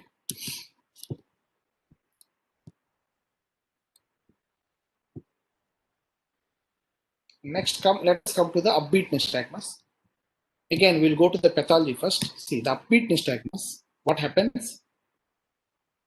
Inhibitory effect on the flocculus is gone. Why? Because there is a lesion in the caudal medulla. The caudal medulla is at risk. The caudal medulla is lesioned by the nucleus of roller and PMT cells, which are having the inhibitory effect on the flocculus is gone. Thereby, once the inhibitory effect on the flocculus is gone, the flocculus will become hyperactive, thereby inhibiting the superior vestibular nucleus. So thereby, there is no signal for the third nerve nucleus, oculomotor nucleus. But whereas the medial vestibular nucleus will be giving the signal to the proctor. That means the eyes will be pulled down. The proctor nucleus will, that is the superior obliques will depress the eye. Right? So the eyes will be coming down because of the loss of connections or because of the excess inhibition of the flocculus on the vestibular nucleus, thereby causing the downward movement of the eyeball and a compensatory correction that comes up, that is the upbeat nystagmus. So any lesion in the caudal medulla will result upon the upbeat nystagmus. So the eyes will go down and a corrective mechanism will bring the eyes up. So now any lesion in the flocculus will cause downbeat nystagmus. Any lesion in the nucleus of roller or in the caudal medulla will cause upbeat nystagmus. And also some other lesion also can cause the upbeat nystagmus, that is the lesions. Like everything is good, but the fibers that are ascending from the superior vestibular nucleus, 3, the ventral tegmental tract, there is a lesion in the level of the pons. This also gives rise to the eyes will be brought down and a corrective mechanism will bring the eye up, thereby causing an upbeat nystagmus. So this is a case of the midbrain infarct, thereby causing an upbeat nystagmus. Sometimes what happens is upbeat nystagmus is accompanied with a quick saccade. So thereby causing a bow tie nystagmus. See, the pattern will be like this. The eye will be coming down, the slow phase will be coming down like this, and the fast phase is little oblique, the horizontal movement of the eye. See, the dotted line is the slow phase component of the eye, that is, eye is moving down. You can appreciate here the vertical eye position signal. It is moving down. And if you see at the same time the horizontal eye position signal, it is moving towards the right side. So that means it has moved to the right. Thereby, now you like upbeat nystagmus is here oblique. If you see, upbeat nystagmus is not straight, it is oblique, right? And again it is coming down, and again it is oblique here like this, thereby making a bow tie. This is what we call a bow tie pattern of nystagmus. So about the last line, sometimes this upbeat nystagmus can be associated with the saccadic intrusions or wave jets that may produce a bow tie nystagmus. This also one interesting finding we need to look into. Next comes the torsional nystagmus. The torsional nystagmus are usually conjugate, and they are suppressed by convergence, and they are precipitated or modulated by the vertical smooth pursuit movements. This is a torsional nystagmus. You can see the torsional nystagmus here. Both the eyes are moving towards the in one direction. So next comes your periodic alternating nystagmus. That means horizontal nystagmus that reverses the direction once in 2 minutes. That is approximately 90 to 120 seconds. This is what we call it as periodic alternating nystagmus, PAN. Usually this PAN is seen in cases of nodular lesions. Okay, it may be sometimes associated with the periodic alternating head turns. The head turns in the direction of the quick phase, and the eyes are moved into a position in the orbit that is the same as the direction of the slow phase, thereby minimizing the Alexander's law. Usually this is seen in cases of lesions of nodulus of the cerebellum. There is a right beat nystagmus here, slow component to the left, and again a right beating, fast component towards the right. So the right beating nystagmus for 90 seconds, and there is a small null period for 10 seconds, and starts the left beating nystagmus. This is called as the PAN nystagmus. But if this duration is not maintained, that is, if it is not for 90 seconds, if it is for right beating for 4 or 5 seconds, and then left beating for 4 or 5 seconds, that is what we call it as ping pong nystagmus. Ping pong nystagmus. If the duration is small, then we'll call it as ping pong nystagmus. If the duration is long, then we'll call it as periodic alternating nystagmus. Next is the seesaw nystagmus and hemi-seesaw nystagmus.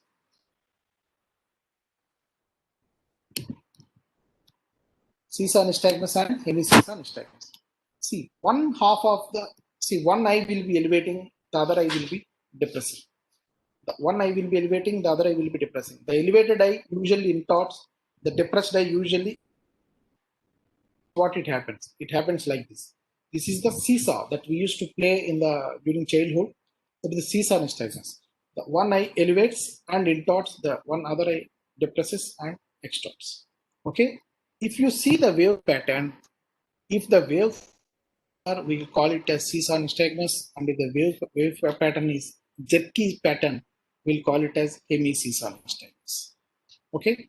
Pendular nystagmus or seesaw pattern is usually seen in optic chiasmatic lesion, thereby causing bitemporal hemianopias.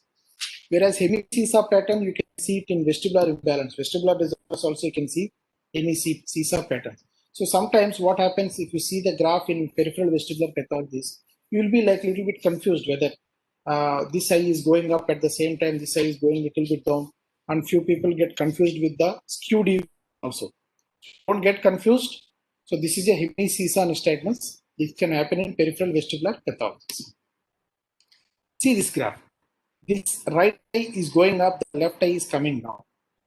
and the right eye will be intorted, the left eye will be extorted here. In the next half cycle, it will be ulta. See, this will be this video, this small graphical representation will make you easy. Yeah. Okay. So this is what we call Chemi-Sisa nystagmus and Sisa nystagmus. And one interesting thing now we are coming is the gaze-evoked nystagmus, probably the final thing in the presentation, is the commonest form of nystagmus. It can be symmetric, asymmetric, rebound, dissociated, or disconjugate. And I told you, gaze-evoked nystagmus is seldom seen in downward gaze, whereas downbeat nystagmus is never seen in upward gaze. As you know, horizontal gaze holding centers are the nucleus prepositus hypoglossal nucleus, and the vertical gaze holding centers are the INC, interstitial nucleus of Canal. Now, what is gaze-evoked nystagmus? What is centripetal nystagmus? And what is rebound nystagmus? These are the three differentiating features within the gaze-evoked nystagmus. See, if you try to look to the right side, if there is a right beating nystagmus, that means if you try to look to the right side, the eyes are slowly drifted towards the center by the elastic forces of the eye. That means the eye is supposed to stay at this position, but the elastic forces are pulling them down. Again, the eye goes with the saccadic correction, it goes to the right side. Again, it is pulling, it goes. Again, it is pulling, it goes. This is the gaze-evoked nystagmus on that direction. Okay. So in this gaze-evoked nystagmus, the quick phases are directed away from the central position, right? The central gaze, it is like this, it is moving like this. The elastic forces will try to pull the eye like this, and again it goes. So the quick phase is away from the central position. So with sustained attempts to look eccentrically, if you are trying to look constantly towards the right side itself, or after some time, this gaze-evoked nystagmus will die, or the eccentric nystagmus will die, and it will reverse the direction. What happens? It will be like that. It will be moved still laterally, and a fast component will try to bring it towards the center. This is what we call centripetal. Centripetal means towards the center. That is, the direction of the fast component is towards the center. So after the centripetal nystagmus, if you try to bring the eye back to the primary gaze, what happens? What happens? The eyes will be again slowly drifting towards the eccentric position, and a fast component will try to pull the eye towards the opposite direction. This is what we call rebound nystagmus. That is, rebound nystagmus, the fast will be always opposite to the direction of the gaze-evoked nystagmus fast component. So this is the gaze-evoked nystagmus on the right side and the gaze-evoked nystagmus on the left side. The right beating nystagmus, the left beating nystagmus on the left gaze in the downward video. This is the gaze-evoked nystagmus graph. If you see on the rightward gaze, you can see a right beating nystagmus here. Okay, slow leftward movement and a fast component towards the right side. And after some time, if the eyes are brought to the primary gaze, that is 0 degrees. See, this the baseline is the 0 degrees. The eyes are being pulled towards the right side, and a fast component is towards the left side.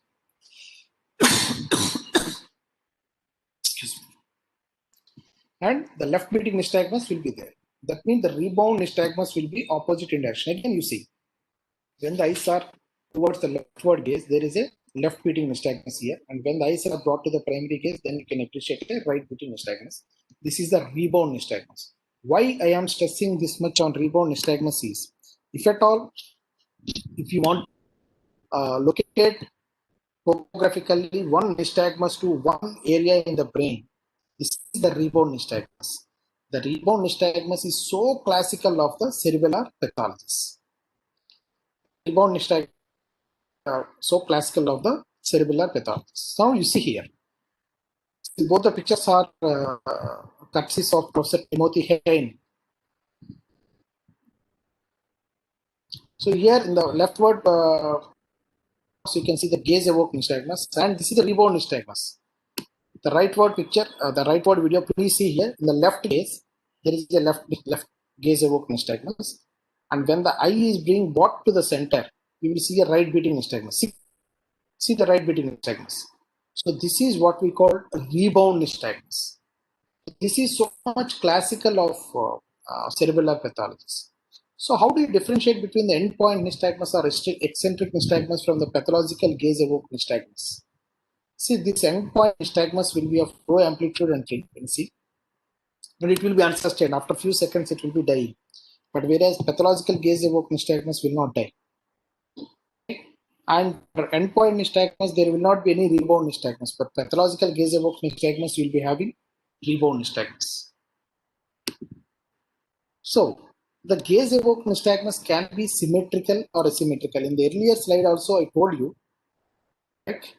The gaze-evoked nystagmus can be symmetric or asymmetric, rebound, dissociated or discontinued. So we have discussed already about the rebound.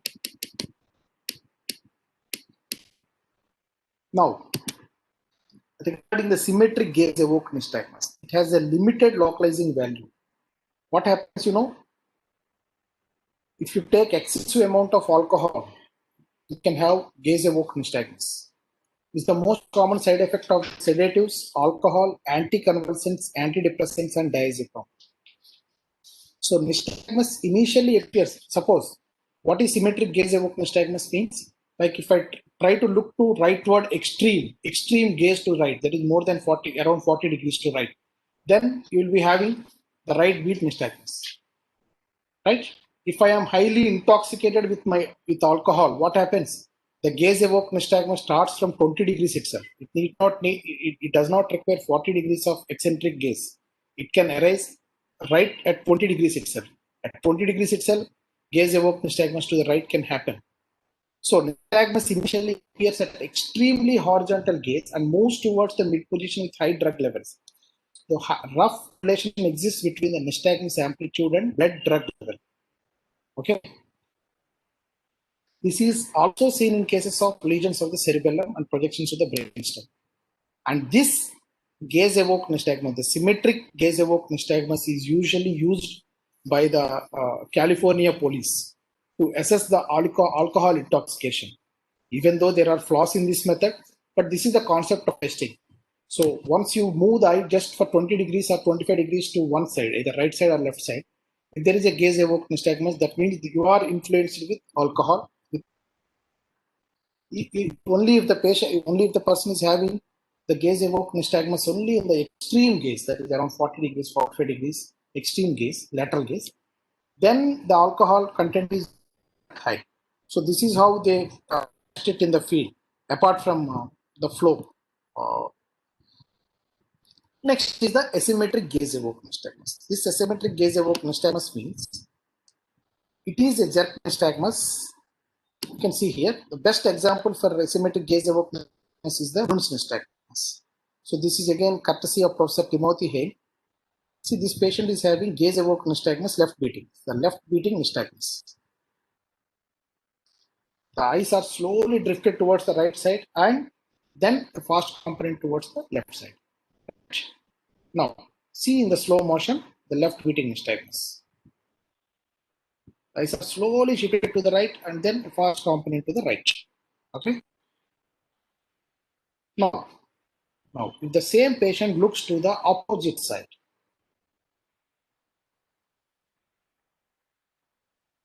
there is a right beating nystagmus. So left gaze evoked nystagmus with a right beating vestibular nystagmus. This is what we call it as Bruns nystagmus, which we see usually in cases of particularly acoustic neuromas. And of course, multiple sclerosis. But being an ENT surgeon, we see this more in acoustic neuromas or schwannomas. Okay, all right.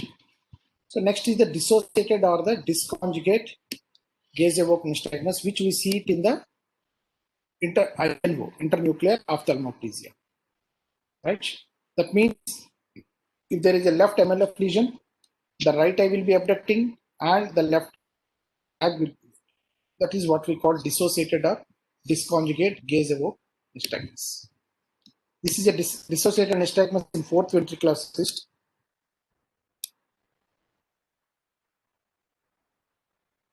You can see there is a dissociation between the right eye and the left eye. Now, this is one thing which is not much important to the. These are nystagmus associated with the lesions of the eye or the optic nerve. So one important thing here, you need to know some task in the Viva or something like that. Monocular visual loss slows down vertical oscillations and low amplitude horizontal nystagmus in the blind eye. That is, if the right eye is gone, the right eye is blind. Okay. What happens if the right eye is blind? You can see the nystagmus, particularly in the blind eye. That is what we call Heyman-Bilchowski phenomenon. Okay. And in particularly, if the patient is a child, that nystagmus will be pendular nystagmus. So I'm skipping this part. Coming on to the last part of the topic, that is the acquired pendular nystagmus. So usually it will be having a horizontal component or a vertical component or a torsional component. So the phase shift between the eyes is common. May reach 180 degrees so that the nystagmus may become convergent, divergent, or cyclovergent. That is, both the eyes can come like this or both the eyes can diverge. Okay. So this is a case of a pendular nystagmus. You see here, it is a case of 8.5 syndrome. So earlier I told you, like 1.5 syndrome is there. That is the lesion of the medial longitudinal fasciculus with the lesion of the abducent nucleus. That is 1.5 syndrome. 8.5 syndrome is lesion of MLF with lesion of abducent nucleus with hemiparesis, like hemifacial paralysis. That is the involvement of the genu of the facial nerve. You know that the facial nerve motor fibers before joining the sensory fibers will be curling around the 6th nerve nucleus. At the level of the pons, the 7th nerve fascicles, after arising from the 7th nerve nucleus, will curl around the 6th nerve nucleus. So any lesion at the level of the 6th nerve nucleus can also involve the facial nerve, and also if it involves the medial longitudinal fasciculus, then we will call it as 8.5 syndrome.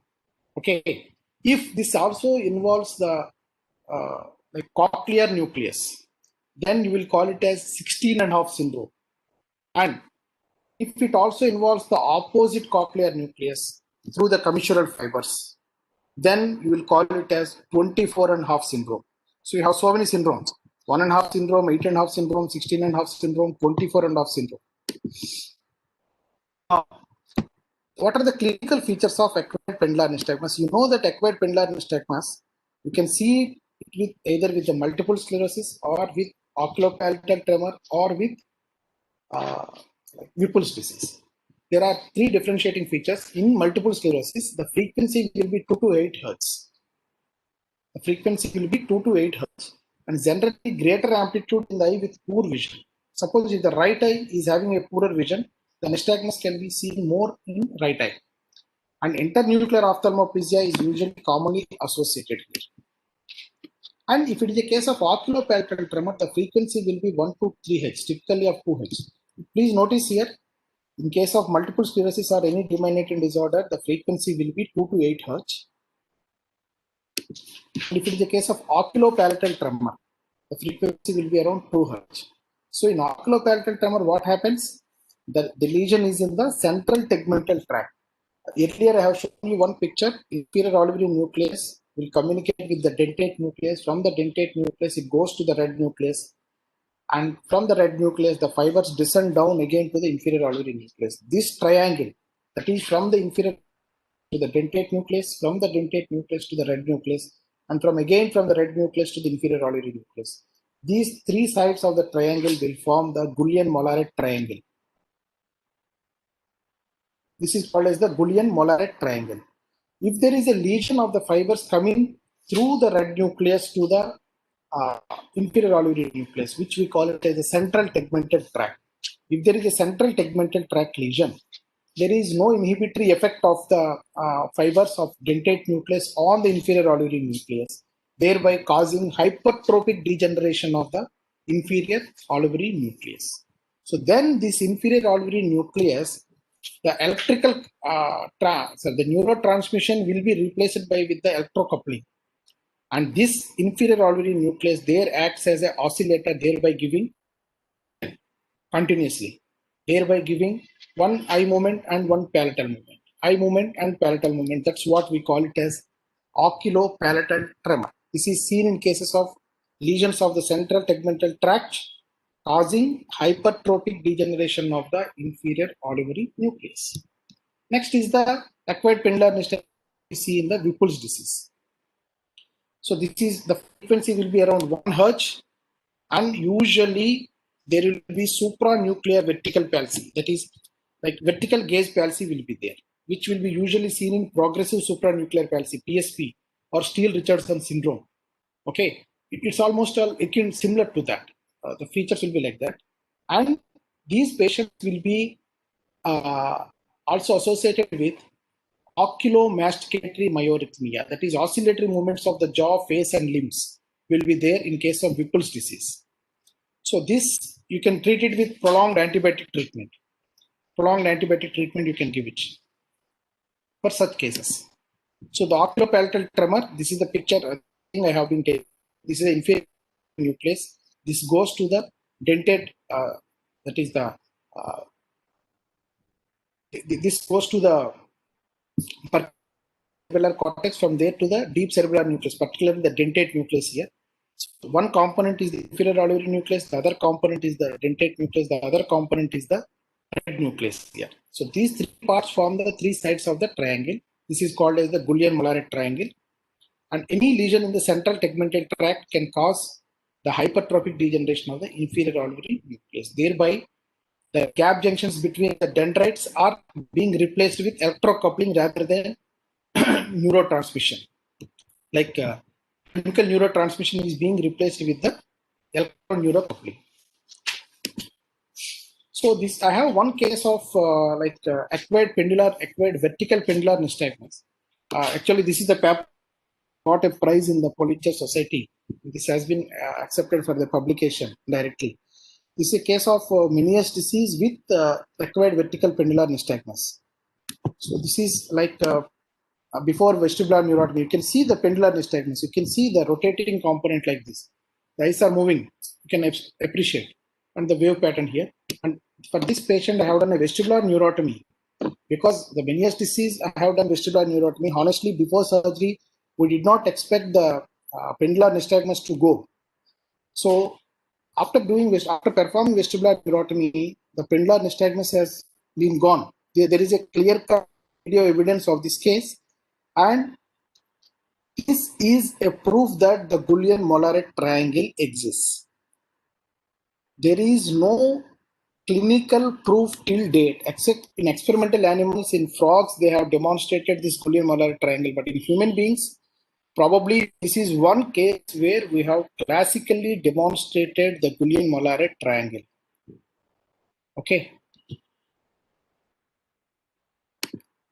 And last one regarding the nystagmus that develops in the children. That is what we call as the infantile nystagmus syndrome or a congenital nystagmus. So one important feature is it will be uniplanar, usually conjugate horizontal with very, very minimal torsional or vertical component. That means one plane, horizontal plane or in vertical plane. Probably this is only one nystagmus which is a uniplanar nystagmus. Okay. Second thing, it will have both pendular wave pattern and a jerk wave pattern. Pendular and jerk both are there. And in between the pendular wave pattern or a jerk wave pattern is like the slow component will be increasing wave pattern that we have seen earlier. Increasing wave pattern of slow waveform is seen in cases of congenital nystagmus, whereas the decreasing wave pattern of slow phase will be seen in cases of gaze nystagmus, right? So in the increasing slow wave pattern, once the wave pattern increases like this, it should be followed by a again slow wave pattern if it is a pendular or a jerk pattern. But in between the slow wave, the first slow phase velocity, first wave and the second wave, and you will have a small brief of foveation period. That is what we call as the foveation period, where the subject tries to fixate the object of interest. And usually these kids will be trying to converge thereby causing nystagmus blockage syndrome. Okay. So this is a case of adult congenital nystagmus. It is spontaneous nystagmus in all the gauges. In all gauges, you will be seeing the horizontal nystagmus.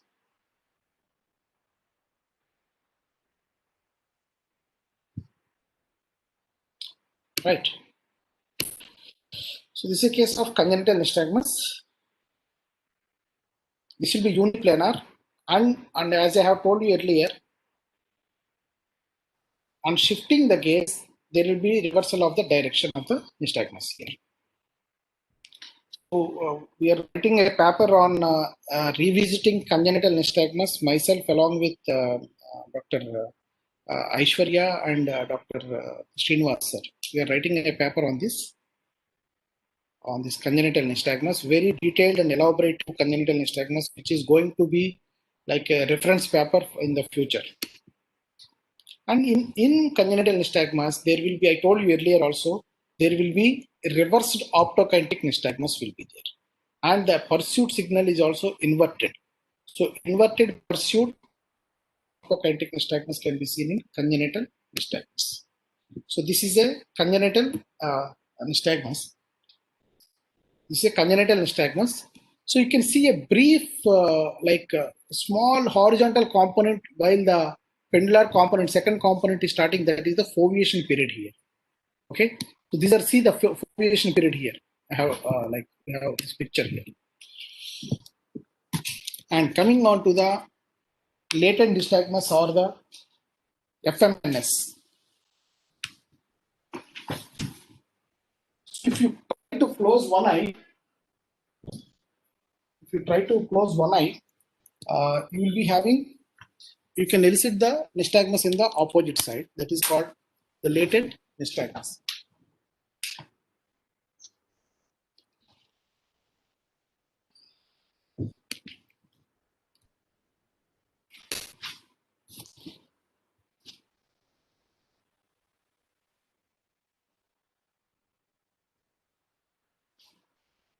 So in latent nystagmus, when both the eyes are viewing, there will be no nystagmus. Suppose if right eye is viewing, that means I have occluded my left eye.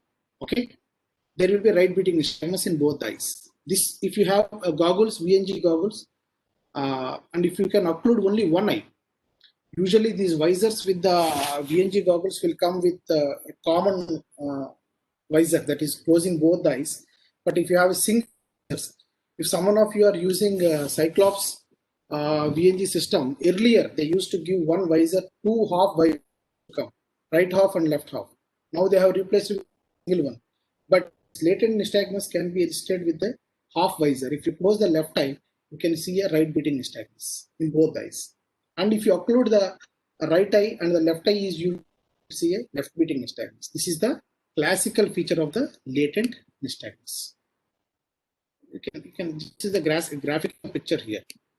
If I am occluding the right eye, it is a left beating nystagmus.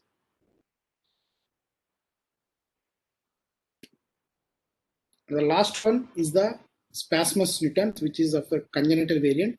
Usually it remits in 2 to 8 years, so there is no issue to address this thing. Just reassure the patient. Usually there will be a nystagmus, there will be head nodding like this, and there will be an abnormal head position. And the nystagmus is like more evident during convergence. So when you try to converge, usually convergence inhibits most of the nystagmus. That's what we have read. But spasmus nutans is one thing which is more evident on convergent convergence. So this is one important thing. So see, three things are there. One, head nodding will be there like this in this picture, and there is abnormal head tilt will be there, and there will be nystagmus. So this is usually this is seen in children, and within 2 to 8 years it will be gone. So just reassure the parents. That's all. So with that, we have concluded the variants of nystagmus, and I'll be happy to answer like any questions are there. I could see a few questions. Sir, we are going to unmute the participants. They can ask the questions directly. Yeah.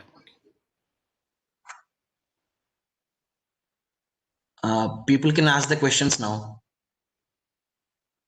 Hello. Hello? Yes, sir. Hello. Good morning, sir. Good afternoon. Good afternoon, Dr. Pradeep. I am Dr. Sudarshan Reddy. Good afternoon, sir. Sir, good afternoon. How are you?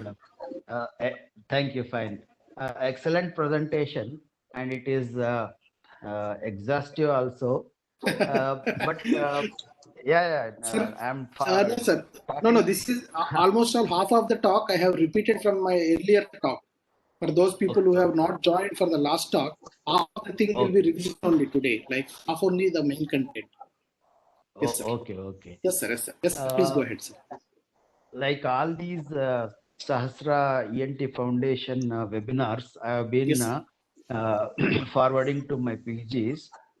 But this one, I doubt the first year, second years can understand.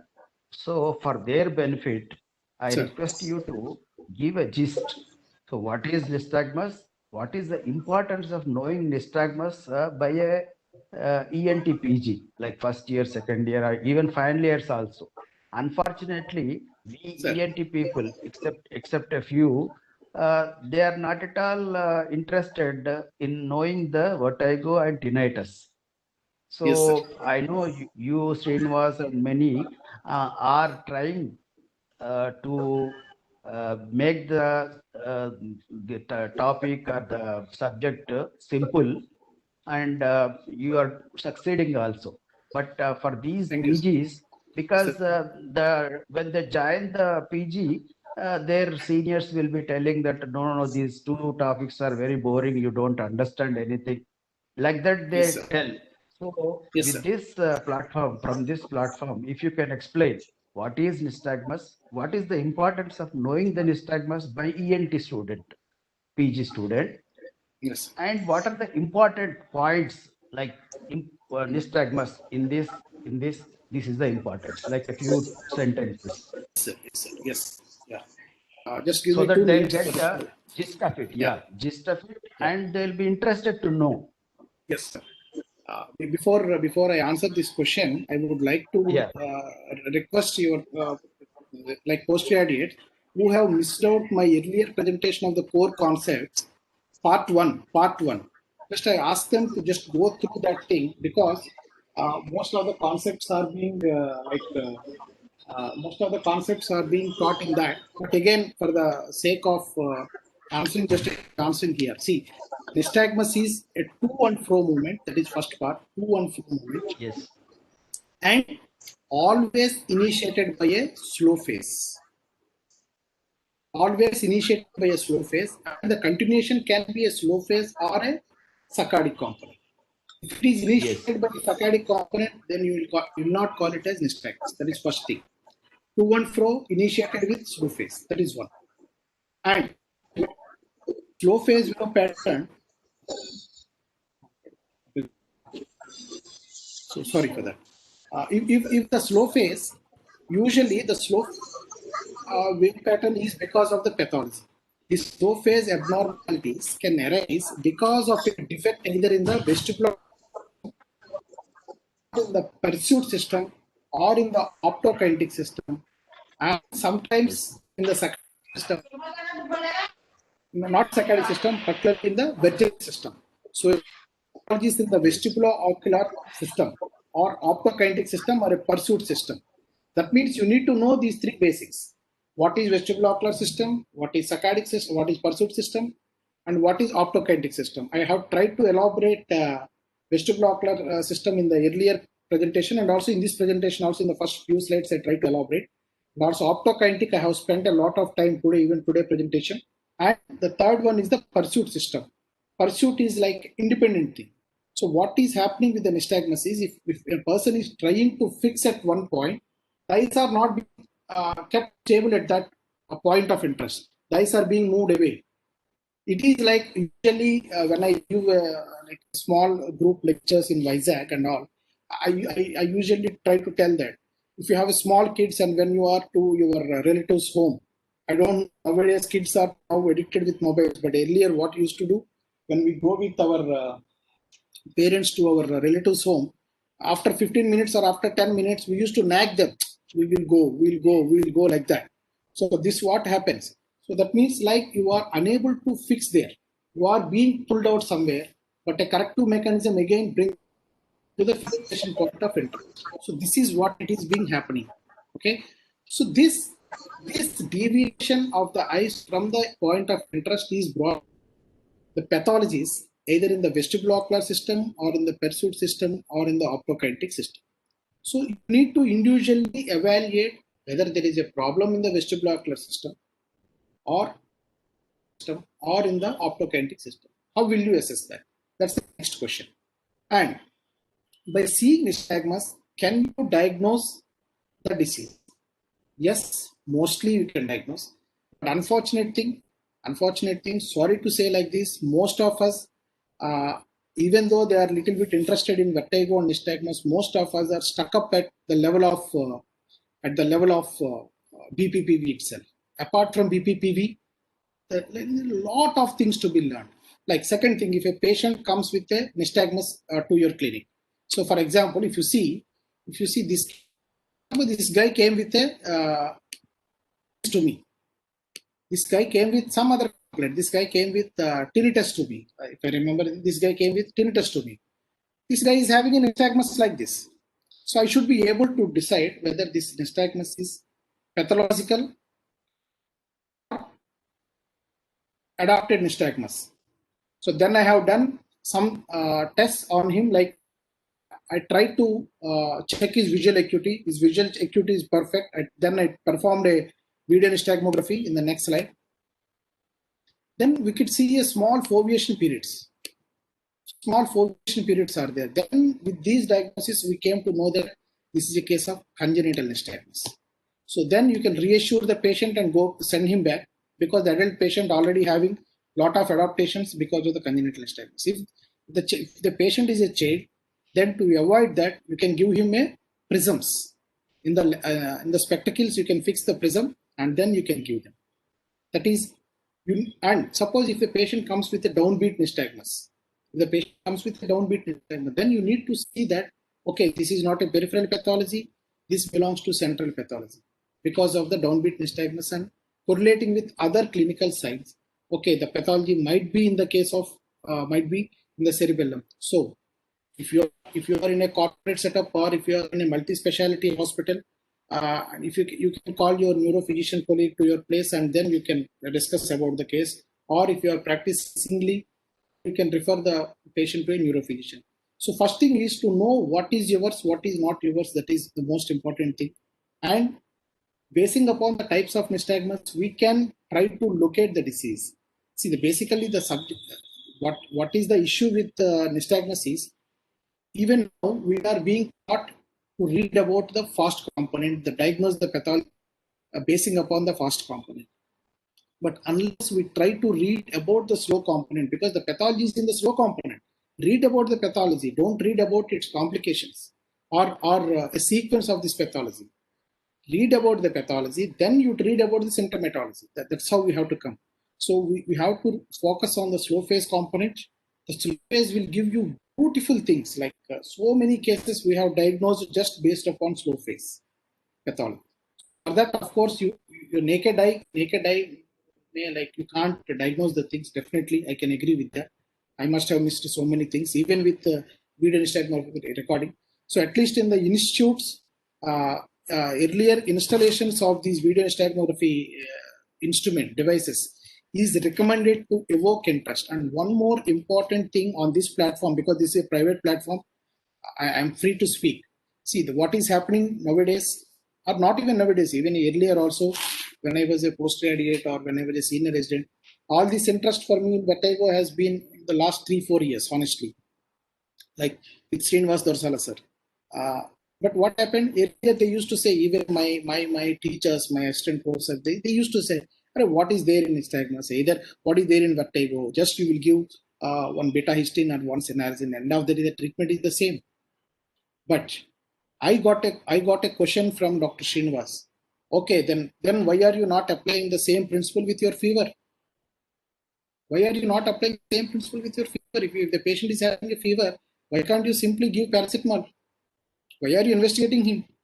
Because there is a hiding pathology which is causing this symptom of fever. So you need to identify the pathology, you need to treat the disease in a different way. And end solution for fever is not paracetamol. So likewise, end solution for your vertigo is not your a beta histine or a cetirizine. You need to diagnose the disease, then you treat the disease. Then only you will be like a complete physician. So that is like what happens is most of us are like second thing is like most of us are not interested in vertigo evaluation. Why? Because it takes a long time. Yes, I agree. For patient, it almost a clinical examination itself take around 20-25 minutes. And if at all, if you want to perform a video nystagmography and other tests, definitely another 1 hour. So will it be will it be beneficial financially? Will it be monetarily benefited for us is the next question. Yes, obviously, definitely yes. Definitely yes, it will be benefiting you in all the ways. See, once you start knowing all these things are there, all these things can help you out. So definitely people are going to concentrate on this.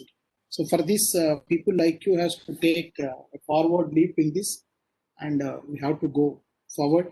And we always welcome people like if there are any queries, and we are trying to simplify the things, and we are trying to make some compilations, probably another 1 year time, because we need to practice our regular practice. Apart from that, we are focusing time on this.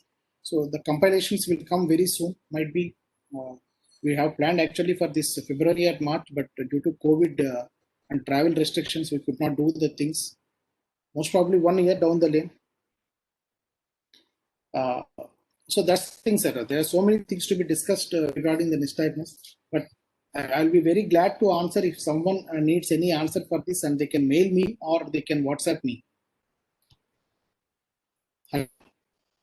Sir, can you please tell the significance of latent nystagmus, sir? Yeah, Bhuvana, you have asked it earlier also. I saw that question. I'm coming to your question next. So, see, the latent nystagmus is one thing. Usually, you need not worry about the latent nystagmus. Okay. So, usually it presents since infancy. Okay. But one important thing is like whether the clinical importance I'm trying to tell you. The clinical importance is it associated with any other cerebral or cerebellar sites? Because usually in these cases, the dissociated vertical dilation will be there. That means if you cover your left eye, the left eye will be going up, the right eye will be coming down.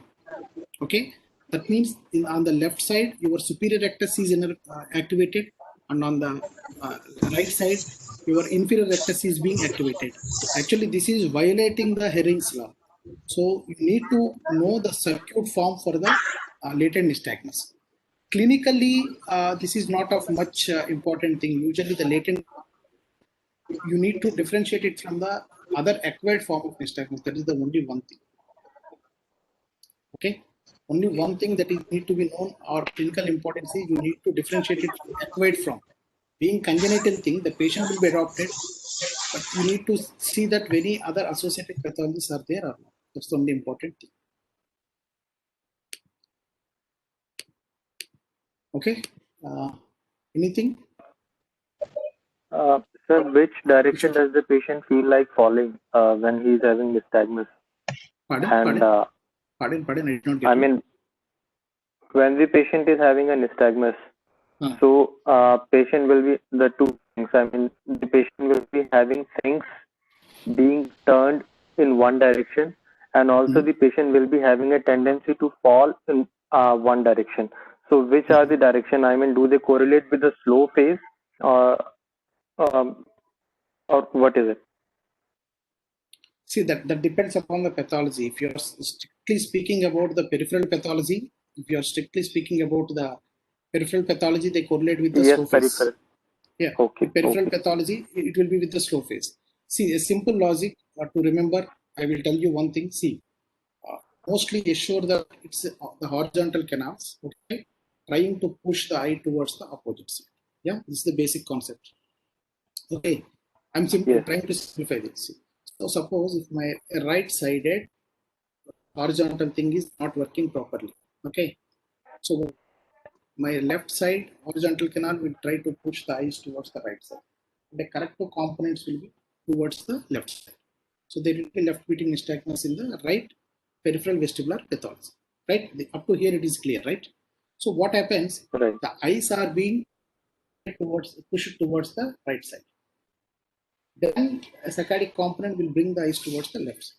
So now what happens? You will get all the things, all the tests towards right side will be positive. That is, the patient will be, when you do a tandem gait test, that is a Romberg test, then patient will be having a tendency to fall towards the right side. And if you do an Untenberger's test or if you could have stepping gait test, the patient will be trying to fall to the right side. Okay, and the tendency to fall will be towards the diseased side, will be towards the diseased side, that is towards the slow phase direction.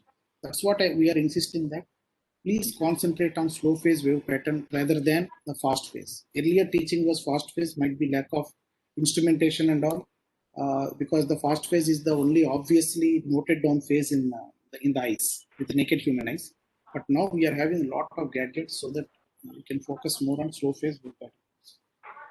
Okay, sir. Thank you. So, the patient says that the things outside or the peripheral world is rotating in the direction of the slow phase of the nystagmus, right? Is that so? The perception of the patient about the rotation of the world.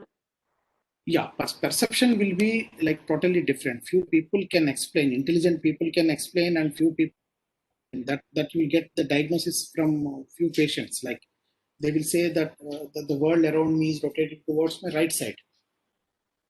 Right side. That history part you need to correlate with the nystagmus. That unless you have a spontaneous nystagmus, okay, you can't correlate that thing.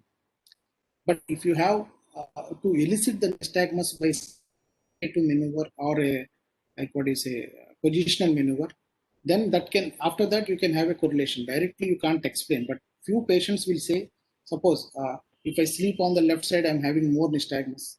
If I'm trying to sleep on the right side, I'm having more nystagmus. Obviously that will hint you towards the horizontal canal BPPV. But few patients also will tell you, like when I'm trying to get up from my bed, and I'm trying to get up from my bed, I'm experiencing nystagmus. That is a post-ictal canal BPPV usually. When I'm trying to rotate on the bed, I'm getting nystagmus. That is usually pointing towards the horizontal canal BPPV. And there is a sense of rotation towards the right side. Yes, right side pathology can be there. Right side pathology can be there. That needs to be correlated clinically. But don't go always with you have to combine the history part as well as the clinical examination part. History is also important, of course, but clinical examination is also important. Okay, thank you. Thank you.